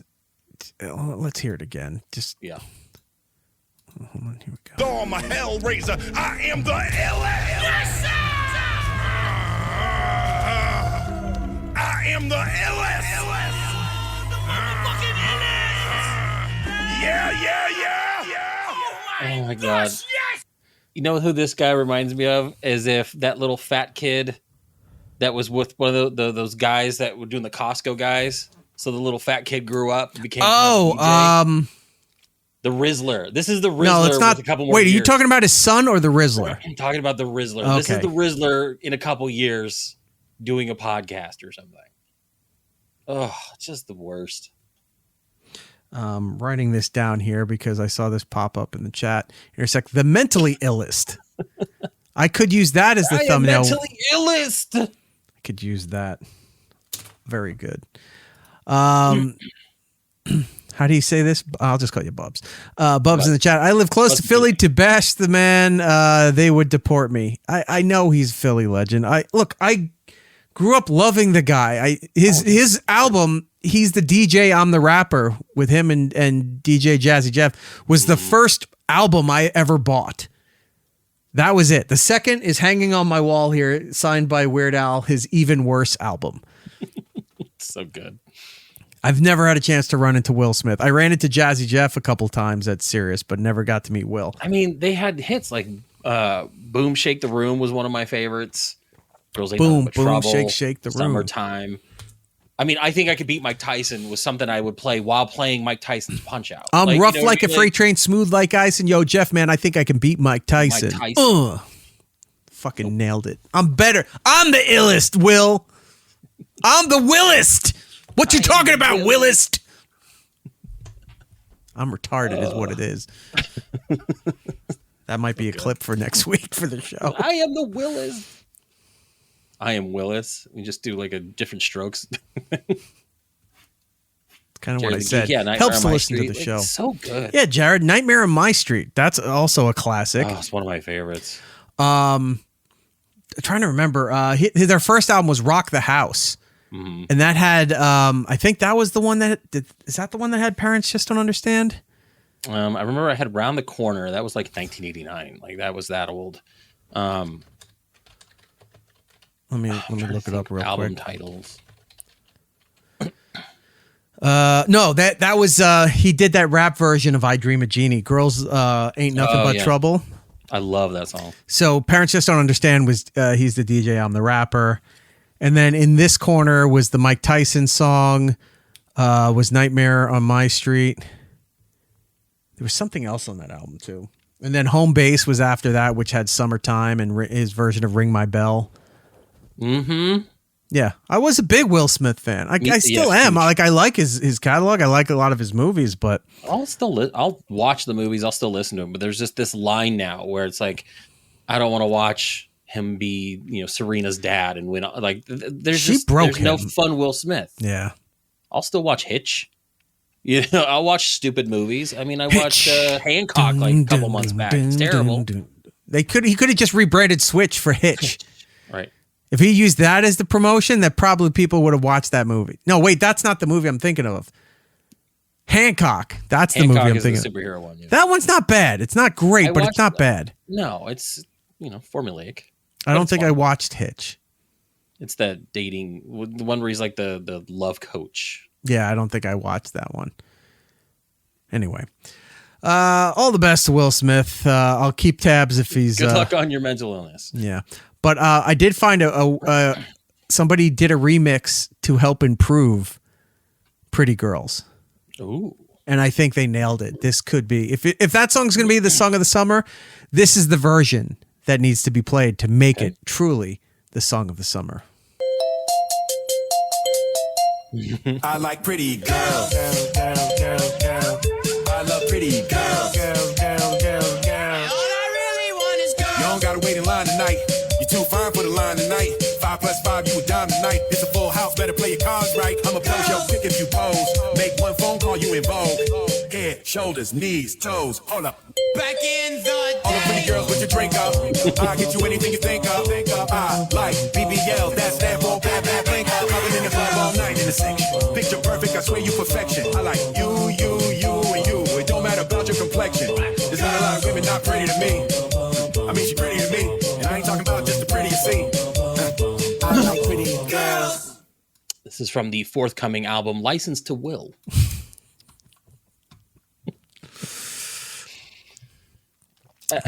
No, that's much better. Yeah, I've seen versions of this new song where they've slowed it down to like a slower BPM and it sounds slightly better, or they'll speed it up and it sounds slightly better. But the normal song is just terrible. yeah.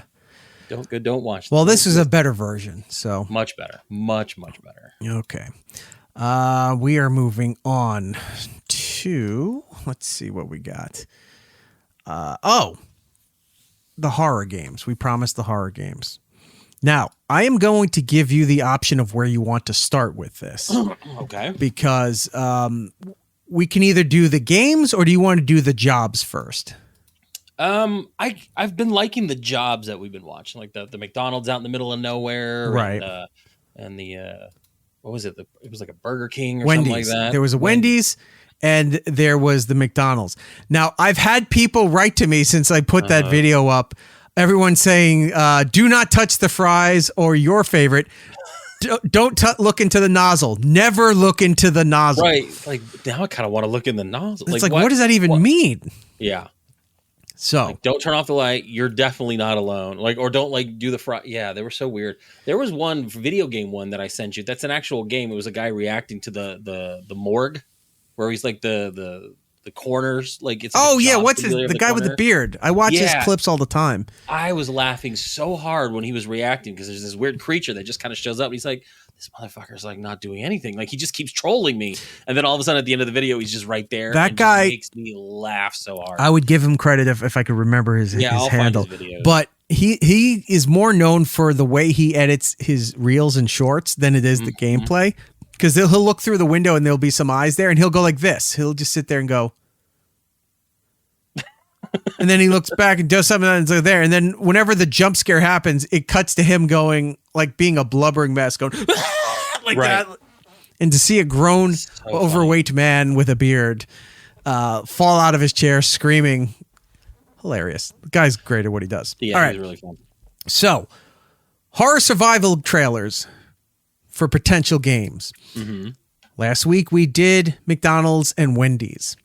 I come with you with 5 options, and I'll let you pick where we want to start. We have a job at an amusement park, at a cafeteria, at a Chuck E. Cheese, at a gas station, or a lighthouse. I feel like we have covered like Chuck E. Cheese type places a lot. So let's save that one for last because that could be a fun one. I'm kind of curious about the lighthouse. The lighthouse? I'm curious about the lighthouse. Okay, let's go and take adventure. Congratulations, you're now maybe it's like BioShock. Yeah. Right? You just show up. No gods, no kings, only jump scares. Congratulations! You've been chosen to care for the Nora Island Lighthouse. It may feel isolated here, and it truly is. The island doesn't show up on any maps. The boat that brought you won't return soon, but don't worry, you have everything you need. Canned food, an old radio, and, of course, the lighthouse. We just ask that you follow a few simple rules for your safety, as it's no longer our responsibility. Rule 1. Light the lighthouse every night without fail. It doesn't matter if it's clear, foggy, or if you're sure there are no ships nearby, light it. Sometimes it's not just about light. It's about keeping the unknown at bay. Rule 2. Never look directly into the mirror in room 3 after 1 o'clock in the morning. It's super specific. It's those left turn specifics that are like, wait, between this time and what's happening at this time? It's like, don't go in this room ever. You can't look at this if it's after this, it's like when you're feeding like mogwais and you don't want gremlins. Like they're very specific with what they want you to do or not do. And I love that portion of it. After 1 o'clock in the morning, if you find yourself inside when it strikes midnight, close your eyes, back away slowly, and lock the door. Remember, lock the door. Rule 3. On Fridays, exactly at 3:33 a.m., you will hear knocks at the front door. No matter what they say, do not open it. Do not respond or even breathe near the door. They know your name, but you must not know theirs. Rule 4. Oh my God. Like, what is that? Who is it? Bob? Dead. Bill Willerson. The radio Well, might turn so-and-so. on by itself at times. You will hear old voices, sometimes even your own. Never speak back, no matter how familiar it sounds or how much it seems like someone needs help. Just turn it off after the loudest screams and pretend nothing happened. Rule 5. If you see a second lighthouse blinking in the distance, something that was never there before, immediately run to the basement and lock yourself in. Wait until sunrise and never look out of the window. Oh, I forgot the most important rule. If you ever see a rescue ship in the distance, don't get excited. Never ever let them know that you are inside of the lighthouse. The person on that ship is not welcoming. I hope you get a promotion. Good luck. I like the hope you get a promotion part. It's like, we do well. That reminds me of, like, the way they do these reminds me of the show From.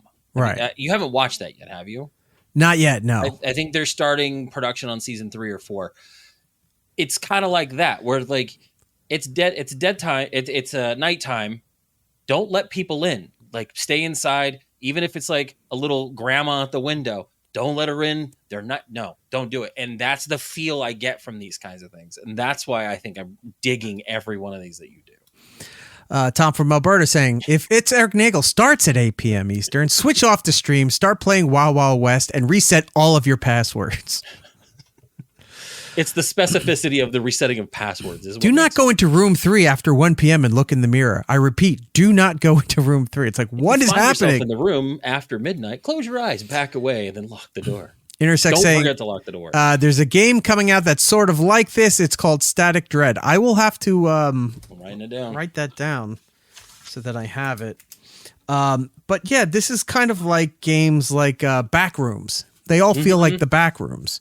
And I think they all kind of branch out. I don't know. Were there games like this before the Backrooms thing started? I'm sure there was. I mean, there's always stuff like that. Oh yeah, it's a Lovecraftian horror game where you play as a lighthouse keeper. Oh, I'm gonna get that for sure. I want to marry a lighthouse keeper and keep him company. Oh, speaking of games, guess what's on sale that I'll buy and we can play? Schedule 1. It's like $13. Oh, I'm good. buying it Please tonight, do. actually. I have no one else to play with it. Everybody I play games with have moved on to other things or have gotten whatever, so I haven't had a chance to. No, I'm still taking advantage of the Steam summer sales. She's saying thanks, guys. She's not going to be able to sleep now. You live out in the middle of the desert. Yeah, Don't maybe go that's outside. There's snakes. It's If like the snakes actually rattle, you've gone too far. if a snake shows up at the door with an Amazon package, do not sign for it. I repeat, do not sign for it. He knows your name. Don't ask his. It's like a snake. All right, where do you want to go next? Do you want to look at gas station, Chuck E. Cheese, cafeteria, or amusement park? Let's do the gas station. All right, gas station it is. Congratulations. You've been hired as the new night shift attendant at Nora Gas Station, a lonely self-service station on the outskirts of a forgotten highway town. Your duties are simple. Monitor the pumps remotely from inside the store. Keep the register balanced, restock shelves, and stay inside during the late hours. But never, ever forget the rules. Always the station rules. on the You can't. outskirts of Oh, a sorry. You can't just ever have a job. They always have a book of rules. It's like, hey, congratulations. This is a simple job. It'll be a no-brainer. Oh, by the way, follow these strict rules or you will be exterminated. Good luck. I want to point out here, too, this one view where it's like you're obviously behind the counter looking at the doors coming into the building. And there just seems to be smoke or mist inside the store. Always misty. Yeah. Stay inside during the late hours, but never, ever forget the rules. Rule number 1. After 2 a.m., if a car pulls up to a pump with no headlights on, process their transaction, but never look inside the vehicle. Sometimes the driver won't look right. Sometimes there won't be anyone inside at all. Rule number 2. If you hear a long honk, coming from pump 4 and no vehicle is present, lock the store immediately. Wait behind the counter for 5 minutes. No matter what you hear outside, you may feel a cold breeze seep through the back door. Don't panic. Don't move. Rule number 3. If a customer offers to pay an old coin, silver or tarnished, accept without question. Place the coins into the black box under the counter. They'll disappear before dawn. You don't want to know where they came from. Rule number 4. If you receive a call asking if John Carter is there, answer yes. Go to the bathroom and lock yourself in for 2 hours. You must not look outside during this time. You cannot see what will happen. When the 2 hours are up, you will be safe to come out. Rule number 5. That's another thing with this video, with these kind of videos too. Look at the right for where the caption is. Just a smoke monster from Lost just starts forming. You cannot see what will happen when the right there. See? Yeah. 2 hours or like are when up. the guy came in to give you money, he had that weird like smile. He might look off, and it's like, no shit. Yeah. What am I supposed to do? Don't look him in the eye. Put the coins into the black box. They will disappear by morning. You don't want to know where the coins came from. What, were they up his ass? Is that, am I holding ass pennies? I got these from your father. He had them up his ass, and then I put them up my ass. Dad belches and pays off every hour. You will be safe to come out. Rule number 5. If you see your own car pull up, even though you know you didn't drive there, hide in the supply room until sunrise. How did you get there? Do not engage. Good luck. How does Like, my if car you didn't drive? there? How did you get there? Someone drops you off? I don't know. But they Look across the street at the other McDonald's. Don't wave at the other guy. He's just as scared as you. they're all about this whole thing about you're not in your job anymore. You're not in your world anymore. Those are not your parents. Like, what happened? When did this all happen? I don't need a job this badly. All right. Amusement park cafeteria, Chuck E. Cheese. Cafeteria. Cafeteria it is. I feel like you're parking Congratulations. Chuck E. You've been Cheese. hired at the internal coffee shop of hospital. Your role is simple. Keep the cafeteria organized. British developers. I was gonna say, just it feels like when you like find one of those things where like someone from China has translated their instructions into English. There's always like a word or two missing that makes it feel weird. Like that's how that felt. Right. You work at hospital. All right, here we go. Congratulations. You've been hired at the internal coffee shop of hospital. Your role is simple. Keep the cafeteria organized. Serve the customers. The hospital doesn't receive visitors. All customers you Why would it? Yeah, it's always weird shit like that. You got to keep everything prepped for the visitors. By the way, the hospital does not receive visitors. It's just like that McDonald's that's in the middle of two wide empty highways. Right. But it needs to be open 24/7. If like you're in a remote area, if anyone shows up, right? Don't talk to them. Yeah, close it up. Makes no sense. doesn't receive visitors. All customers you serve are either internal staff, employees, or exceptions. Follow these rules to ensure your safety. What? Exceptions? What the fuck are exceptions? Yeah, that's where it starts getting weird here. Oh, there's cafeteria rules. There's a sign here. Number 1, always prepare orders exactly as requested, even if they seem unusual. Number 2, the man in the green lab coat does not work here. He will appear every day at 3:13 a.m. It's always between 1 and 3 something in the morning where this shit's going down. Witching hours. I can't see number 3 because the caption's blocking Never it. clean table 4 before 6 a.m., even if it's Unused. Okay, good on you. Number 4, if you hear the bell at the counter, but no one is present. No one is. It says preset. I'm sure it's AI generated, so they no one is present. Check the clock, record the time, and compare it to the digital clock at reception. Number 5, every Friday, a staff member who believes they work here will appear. Tell them the item they requested is unavailable. Safety during your Weird. shift. Rule number 1, always prepare orders exactly as they were made. Even if a patient Stupid. orders tea with boiled milk and 2 ice cubes in the center of the cup, follow the instructions precisely. A discrepancy between the order and the delivery may cause The guy's got a knife in his hand. Just look at He's an orderly. There's a discrepancy. Yeah. He's one of the the exceptions. order and the delivery may cause unexpected reactions. Do not try to correct strange preferences. What did that sign say?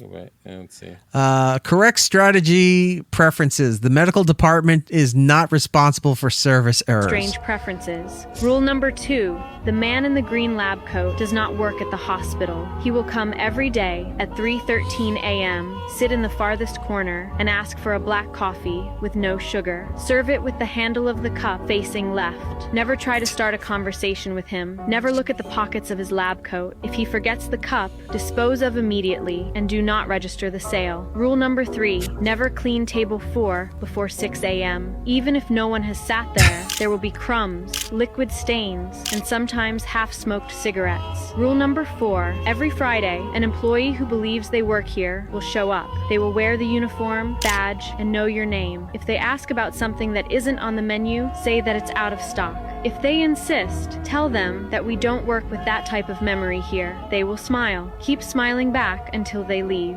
Good luck. There's just something about like a big, wide, toothy smile that's just, it's weird. Like it just feels uneasy. Oh, yeah. I would play all of these games, though. Oh, 100%. Okay. Creepy. All right. Yeah, let's go to the amusement park. Amusement park it is. Congratulations, you've been hired as a night shift employee at the Nora Amusement Park. Your job is to perform maintenance checks on rides, inspect the grounds, and report any irregularities between midnight and 4 a.m. The park has been closed to the public since the incident in 2005, but something's The incident. They never tell you. never really left. Follow these rules carefully if you wish to make it through your shift. Rule number 1. If you hear the carousel music playing between 12:15 and 1 a.m., do not approach it. The carousel has been deactivated for years. Look away, walk in the opposite direction, and do not look back until the music stops. Rule number 2. Avoid entering the funhouse. If you see someone waving from inside or hear laughter, ignore it. If the doors open, close it and lock it perfectly. The funhouse hasn't been operational since the disappearance in 1998. Rule number 3. If the Ferris wheel starts spinning on its own, check the control panel. If the manual override light is on, shut it off immediately. But if the panel shows error 666, leave the area without touching anything and report it by radio. You don't want to know what's sitting in those cabins. Rule number 4. At exactly 3 o'clock, you might see a... All right, this image is just a guy in a clown suit in a far distance. It's horrifying as it is. Yeah, he doesn't even, you just expect him to like run up, or if you immediately turn around, he's right behind you. Person in an oversized mascot costume standing near the entrance gate. See, he's if it coming. waves at you, wave back, but under no circumstance should you let it follow you inside the park. If it starts moving towards you, hide inside the maintenance office until it leaves. Rule number 5. If the lights of the roller coaster flicker in red 3 times, evacuate that area immediately. Wait 10 minutes before returning. If might feel someone following you during that time, do not turn around. Keep walking forward until the footsteps stop. Good luck. Good luck on your promotion. It ends almost abruptly, like when Chief Quimby would send Inspector Gadget right an assignment, and he goes, "This message will self-destruct." That's what it feels like. Good luck. Good luck. Or The Prisoner. Remember when they would get certain messages, all of a sudden like gas would start coming out of somewhere to make him pass out, and then he wakes up somewhere else. Or if you're on The Simpsons and a koala bear does it. That's fun too.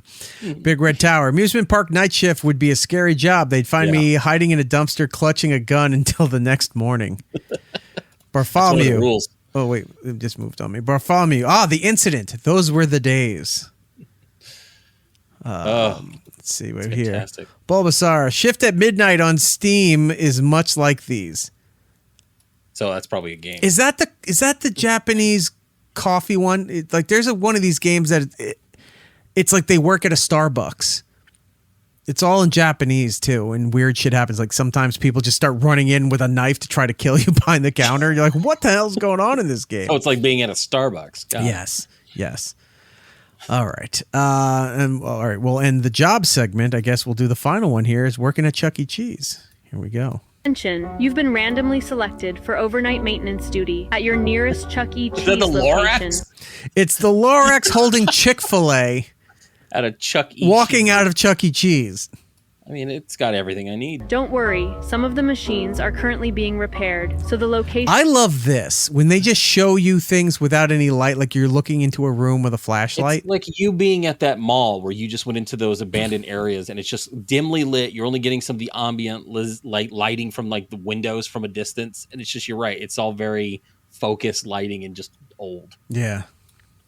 is closed for the time being. You just need to look after the place. There are a few rules you must... All right, that's creepy. Chucky's on the stage Charles there. Entertainment Cheese. Must follow during your shift. Rule 1. Always keep your flashlight charged. The lights will be kept off while the building is closed. Spare batteries can be found in your office. Rule 2. Make sure to check the lock on the maintenance closet at least once per hour. If the lock is missing, run to your office and lock yourself inside until your shift is over. Do not ask questions. Rule 3. The sound system has not yet been repaired. If you hear a mumbled voice saying numbers from the speakers, do not listen to them, and whatever you do not put those numbers into the maintenance lock. Rule 4. The animatronics are all bolted down. If you hear one singing in the middle of the night, you are safe, unless the singing gets closer. Good luck. You're the birthday, you're the bird. It's like, you gotta run. Boy or girl, knife. Boy or girl, knife. Well, those are great. Who says that in this economy you can't find a job? Not one that I don't want to get murdered at. Pussy.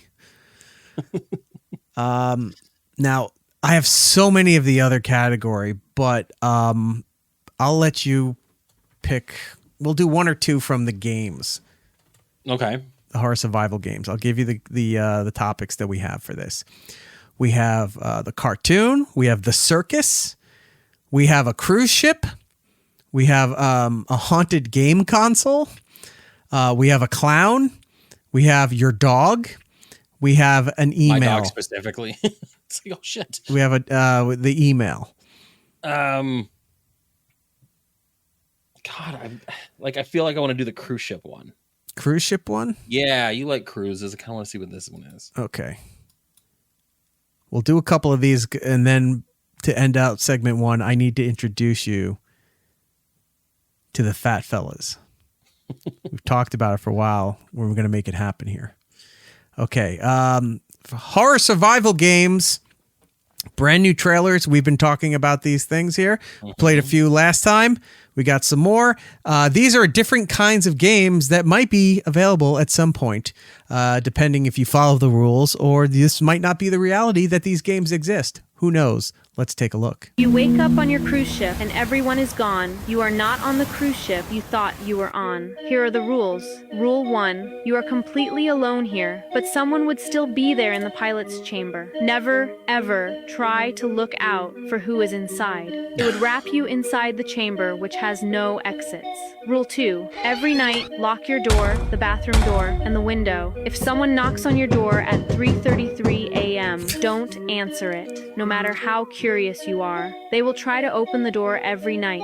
Keep still and pretend you're asleep. Rule 3. Somehow, if you forget or the thing outside manages to open the door, do not panic and hide right under your bed. You might be able to see his legs, but never ever try to look into his eyes. It would create power cuts and storms so that you come out, but never do that. Rule 4. The pool should be safe, but if you feel something dragging you under, get out of the pool immediately. They are not real. They want to keep you here forever. Rule number 5. To find your guide, wait until the sky turns red at exactly 12:55 a.m. on day 5 and go up the tallest slide. He doesn't like to be stared at, so close your eyes and count to 10. You will feel a hand on your shoulder. Good luck.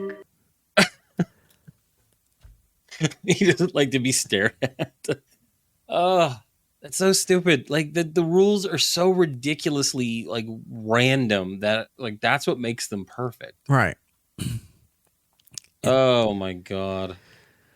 Tom from Alberta. Someone should just make a game including the rules. If Jordan is wearing sleeves at Thursday at 9:54 p.m., disassemble your Legos, put the raccoon in the pantry, and whistle the theme to MASH. I love the theme to MASH. All right, we can do one or two more. What do you want to do? Which ones do you have? We have cartoon, the circus, the game console, the clown, the dog, the email. I feel if I'm going to pick two, I'm going to go cartoon and clown because I know clown's going to probably be creepy.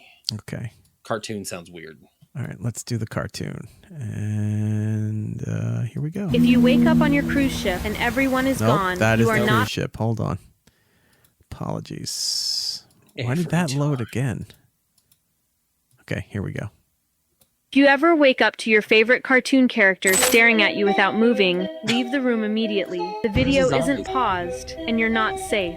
As soon as you step out, block the door behind you. Strange noises might start coming from inside, but don't go back. Whatever stepped out of the screen is now after you. To survive, follow these rules. First, don't let it find you. As you move through your home, the layout may start to change. If you hear footsteps behind you, hide behind furniture or inside cabinets. Second, avoid all TVs and monitors. Whatever is chasing you can see you through the screens. And finally, search for a clock that reads exactly 3:06 a.m. There will be a door nearby. Leave through it without hesitation. And whatever you do, don't look back. Good luck. Why so many clocks? I don't know. Clocks, screens, all kinds of stuff. It's always between like 1 and 3 something in the morning. Yeah, it's like 3:33. Don't do this. Don't look him in the eye. Don't do that. So odd. What was the last one you wanted to do here? Either clown or what was he like? Circus? One of the two. All right, we'll do clown. Why is it not loading? There we go. You ever wake up in your childhood bed and see a tall clown facing the corner of your room? Do not speak to it. It's trying to turn you into a kid again so that it can take you with him. You must get out of the house immediately. 1. Sneak out of bed, but do not step on any toys. If you do, the clown will know you're awake. 2. When you pass your parents' room, don't call out to them. They'll be standing in the dark, staring at you quietly. They are not your parents anymore. Do not trust them. 3. In the kitchen, there will be a strange fruit in the basket. Take it. You'll need it later. 4. Go into the backyard. There will be a tree with a hollow space carved into the bark. It will be breathing. Feed it the fruit. Don't ask why. If the clown appears in the window behind you, do not wave back. Maybe you'll be safe. Good luck. Maybe. Bulbasaur, if you can't whistle, you're dead. Dead. Well, there you have it. We have plenty more to do for round 3. But those are weird. The survival horror genre is alive and well. Oh, those are great though. It's thriving. Yeah, it really is. Yeah, Big Red Tower is right. The apple with the mouth is terrifying. It is. It's like when things aren't supposed to have teeth. Right. It's always weird. Oh. All right. I thought I could wait. I have to go to the bathroom, so I'm going to leave this show in your hands here. I'll be back in a moment. No one wants that. Oh my God. Yeah. So I am checking out that Shift at Midnight game. It looks like it's a co-op horror, 1 to 4 players. It looks creepy. Like it looks like you're working at like a gas station or like a grocery store, and everything is just horrifying. So I'm gonna have to do that. Eric loves these horror games. I don't know what's going on. Let's go with Bartholomew. Don't under any circumstances whistle the theme to Soap. I loved that show. Like I obviously didn't really care when it aired, but like as I grew up, I used to watch those old clips of I used to watch old reruns of that show with Billy Crystal and stuff like that. Me and Eric actually talk about like that all the time. So let's see. My little buddy says Little Nightmares was good. Little Nightmares is actually a great game. There's actually, I think, the second one just got added to Game Pass. I know the third one is either coming out or it just released, something like that. Little Nightmares is fun. I played through the first one. I haven't played the second one, but I am going to check it out now that it's on Game Pass. So that one is a very, very fun game. And then Tom from Alberta. Jordan, you are correct. That's all I need to say. I'm always correct. No, things with teeth shouldn't have teeth are scary. I.e. vaginas. Correct. That reminds me of that movie. Did you ever see that movie where that girl started growing teeth down there and it was terrifying? It was very dumb but very fun. I remember that movie. Yeah. I think it was actually called Teeth, if I remember correctly. I don't remember. It was dumb though. It was like 10 years ago, 15 years ago. Okay. Before we go to break and then segment 2, I had hinted about this. I don't know if I said it on the show or if I just said it to you in one of our conversations, but I need to introduce you to something that I think you're going to want to follow going forward. And, you send so much, so it's hard to tell. Okay. Well, this is, I'm just going to call them the Fat Fellas. Oh, we have talked about that. I don't think we brought it to the show. No. I know you and I think even Rob talked about it. Right. So I'm going to introduce you to the Fat Fellas. And then they have a whole concept going on right now for Fat Fella season, Fat Fella Summer. Well, I don't know if it's Fat Fella Summer. For the sake of the conversation here, the Fat Fella Summer is happening. And what I'm going to do is the introductory video is going to show you not only are they legitimate and powerful, they have very powerful friends, very famous friends that legitimize their whole operation. So let me introduce, or in fact, I won't even introduce you. We'll let Snoop Dogg introduce you Oh, no. to the Fat Fellas. You know what it is. It's Snoop D-O-double-G. And I just pulled up to LAX to pick up my day ones. The motherfucking fat. Yep, we go way back. Snoop, what's good? What up, big dog? It's been a minute. I'm gonna show them around LA. Let them know how we do it. We rolling heavy. Good God. thing my suspension is reinforced with fat tech. These hungry, so we pulled up to a taco spot. Got off the store spinning like the rims of my lowrider. Damn, this shit good as hell. Next stop, Rodeo Drive. Gonna get my boys fitted. We driving down PCH, smoking blunts fatter than them. Took them down Venice. Showed them where the sun shines and snow bunnies glide. Oh my god, it's the fat. Can we take a selfie? Damn, these really famous now. Next, I had to show them where the magic happens. You already know my studio fully equipped with fat tech. Custom gold analog FN compressor on the vocal chain. Vintage iced out microphone that Michael Jackson used. Yo, engineer, turn my vocals up. This shit hard. We gotta drop that. I think we need this on the Fat Records debut album. We ended the day at the observatory, watched the sun go down and plotted our next business moves. Hey, you shut the fuck up. It's fat season. See, Snoop legitimizes their whole operation here. I was going to say, I don't think I saw the Snoop one before. I've seen a couple other random ones, but yeah, never that one. How about, you told me you had. Did you look for them after I told you about this? No. I had seen one.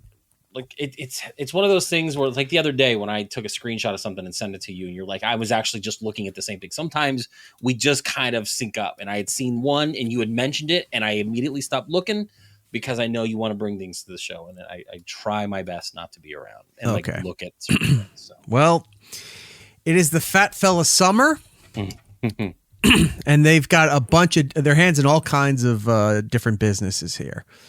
We've got a cruise, we've got a water park, we have a luxury island, and we have a summer camp. I was going to say, just go in order. Okay, here we go. Fat is on deck. Welcome to Big Body Cruise Line. The flagship, the SS Indulgence. 7 decks, 5 buffets, 1 Henny-fueled engine, and a Snow Bunny observation deck. This is what Noah would have done if he had the credit. Every stateroom comes with a king-size bed. Room for you, your feelings, and 2 snow bunnies in silk robes. Paint me like one of your French girls. We got a casino on board. The what? Your feelings into snow bunnies. Slot machines with nacho trays built in. One man lost his room key in a game of strip poker. Babe, why your boxers got casino chips in the waistband? Hit the duty-free store. Had to get me an FNS Legacy tee. Cop it before it sails away forever at Fat Dot Shop. The pool, salted with tears of haters. One of the fellas saw dolphins off the bow. Big boy froze up, whispered, they moving like us. The cruise director, named Darnell. He holds jacuzzi board meetings every evening. Deals made, snow bunnies reassigned. The buffet never closes. Restocked hourly, fresh food imported from every island we dock I want at. to go on this cruise. Zach and Cody walk so the fat could cruise. Ain't no iceberg surviving a collision. Did you hear that? Yeah. Did you hear who had to walk so they could cruise? So good. Listen to fresh this. food imported from every island we dock at. Zach and Cody walk so the fat The Disney show, Zach Zach and Cody. could cruise. Ain't no iceberg surviving a collision with this much cholesterol and confidence. This ain't no vacation. This is intercontinental indulgence. Indulge yourself. Get your FNS Legacy tea at fat.shop. Hey, yo, shut the fuck up. It's fat season. I kind of want to get one of those shirts just to wear on the show. I really was debating on doing that. I'm like, I could not wear that shirt. Oh, no one should wear this shirt, but we're going to do it. So, if you guys want to hook us up with some shirts, do some donations. Maybe I'll get it and hang it in the studio. Yeah. Get the studio equipped with some fat fella tech. Fat fella tech. The old FT. Well, FNT. I'm a cruise person. I'll go on cruises. I love cruises. I would love to go on that cruise. But cruises aren't for everybody. Sometimes you just want to go and do an all-inclusive, like a luxury resort kind of thing. Well, guess what? They have you covered for that, too. Just bought an island. No kids here, just fully consenting snow bunnies. We renamed it Big Body Island because there's nothing little going on here no more. The previous owner, let's just say the vibes were off. Now, do you know what they're Okay. Epstein. Yeah. Let's just say the vibes were off. Now we flip full restoration, new owners, new rules. Snow bunnies with matching silk robes and coochie confidence, and a hard embargo on baby oil. Babe, everyone here smells like trust and brown. You're just hitting all of them. Yeah. Private airstrip, we fly in direct. Just SPF, soft jazz, and a strict flight log and ID check on arrival. Enter through the gift shop. I'm getting me and my Island Bunny and FNS Legacy tea. Get yours at fat.shop before they sell out. Yeah, we got jet skis, private beaches, Snow Bunny bungalows with panoramic views of redemption. There's a spa carved into the cliffs, steam rooms powered by coconut mist and gospel. No phones, just touch and trust. We got a sun. I love it. No phones, just touch and trust. A coconut mist and gospel. No phones, just touch and trust. We got a sunset sailboat cruise every night. Champagne served cold. Sushi passed around like reparations. This is playing a elite. That's my favorite line right there. Sushi passed around like champagne served cold. Sushi passed around like reparations. This is playing a little ditty on the ukulele. This ain't just a getaway. It's a rebrand, a vibe art, another chapter in the fat season legacy. Oh, funny. They're running things. They own the world. These shirts are $50. It's an expensive bit, but I may want to do it. Yeah, that seems to be another theme that's going on in these videos here. Snow bunnies. Got to get the snow bunnies. Snow bunnies in silk robes. And coochie confidence. Coochie confidence. If that could be a show title, if Apple would let that. That would not fly, I don't think. Episode 526, Coochie Confidence. Okay. Like that alone would get people to be like, okay, I got to hear what this show's about. So if cruising is not your thing, or maybe you can't afford this all-inclusive resort, right? What are you going to do with your family for the summer? Well, not go to any of these places because they don't allow kids. But if you're going on your own, maybe go to a water park. You ever got stuck in an inflatable swim tube? Ever looked at a water slide and thought, I'm finna lose my drawers on this? Well, not no more. Welcome to Girt Falls, the latest expansion at Fatland, the first aquatic kingdom engineered with fat tech. This is where heavy meets hydrated. No shame in swim shirts here. This nigga got his FNS Legacy tee on. The slides extra wide, no judgment. No more getting stuck Augustus Gloop style. The lazy river, called thick current. Water moves slow, tubes wide enough to fit you and your plate. Babe, this float got lumbar support and a condiment selection. The wave pool, no engine, no hydraulics. Just a rotation of fat doing cannonballs every 45 seconds. Splash so strong it knocked the Snow Bunny's contact lens back into place. OMG, thanks. We got slides like the Moist Plunge, Slippin' Thick, and the Snow Bunny Slingshot. Tubes, wider than the Snow Bunny's forgiveness. You slide in smooth and exit emotionally cleansed. Babe, this towel smells like cocoa butter and new beginnings. And yeah, we got concessions. Corn dogs, funnel cakes, every snack pre-blessed by an auntie in orthopedic sandals. There's a dedicated team of Snow Bunnies that apply sunscreen for you, get in those hard-to-reach places with warm palms and whisper-level voices. Babe, my lower back just told me it's safe to love again. At sunset, we gather by the grill pits, towels heavy, spirits lighter. Someone reads a poem, Biscuit Mike cries into a snow cone. This ain't just a park, it's a moisture-forward movement. Become a part of it. Hey, yo, shut the fuck up. It's fat season. Biscuit Mike. That's a great nickname. Mhm. Also, Slippin' Thick would be a great show title as well. I love the water park's name, Girth Park. Girth Park. That's so good. Yeah, see, Woodpig goes, Biscuit Mike. Biscuit Mike. Someone reads a poem. Biscuit Mike cries into a snow cone. She's like, your lower back is telling me it's okay to love again. I'm like, what? What is that? It's fantastic. I love this. This guy's stuff is amazing. Look, and if that's not good enough, you can't do the cruise, you can't do the resort. Maybe the water park's a bit crowded. Adult version of kid things have been all the rage for the last decade, 15 years. Perhaps you want to go to an adult summer camp. Welcome to Camp Fat. You made it. This ain't no fat camp. Every activity is big body friendly, and every big body gets celebrated. Camp Big Back is now in session. Here the lake's warm, the bunk beds are reinforced, and your sleep only ever interrupted by emotional reflection. We got all the classes, canoe races, archery, tug of war with the skinny boy camp across the lake. They lost, emotionally and physically. The camp shirts this year, FNS Legacy Tees. Heavyweight, emotionally absorbent, built to survive ghost stories, ketchup stains, and snow bunny hugs at sunset. Babe, your shirt just told me I'm safe now. Get yours at fat.shop. At night, we pulling pranks on the snow bunny cabin.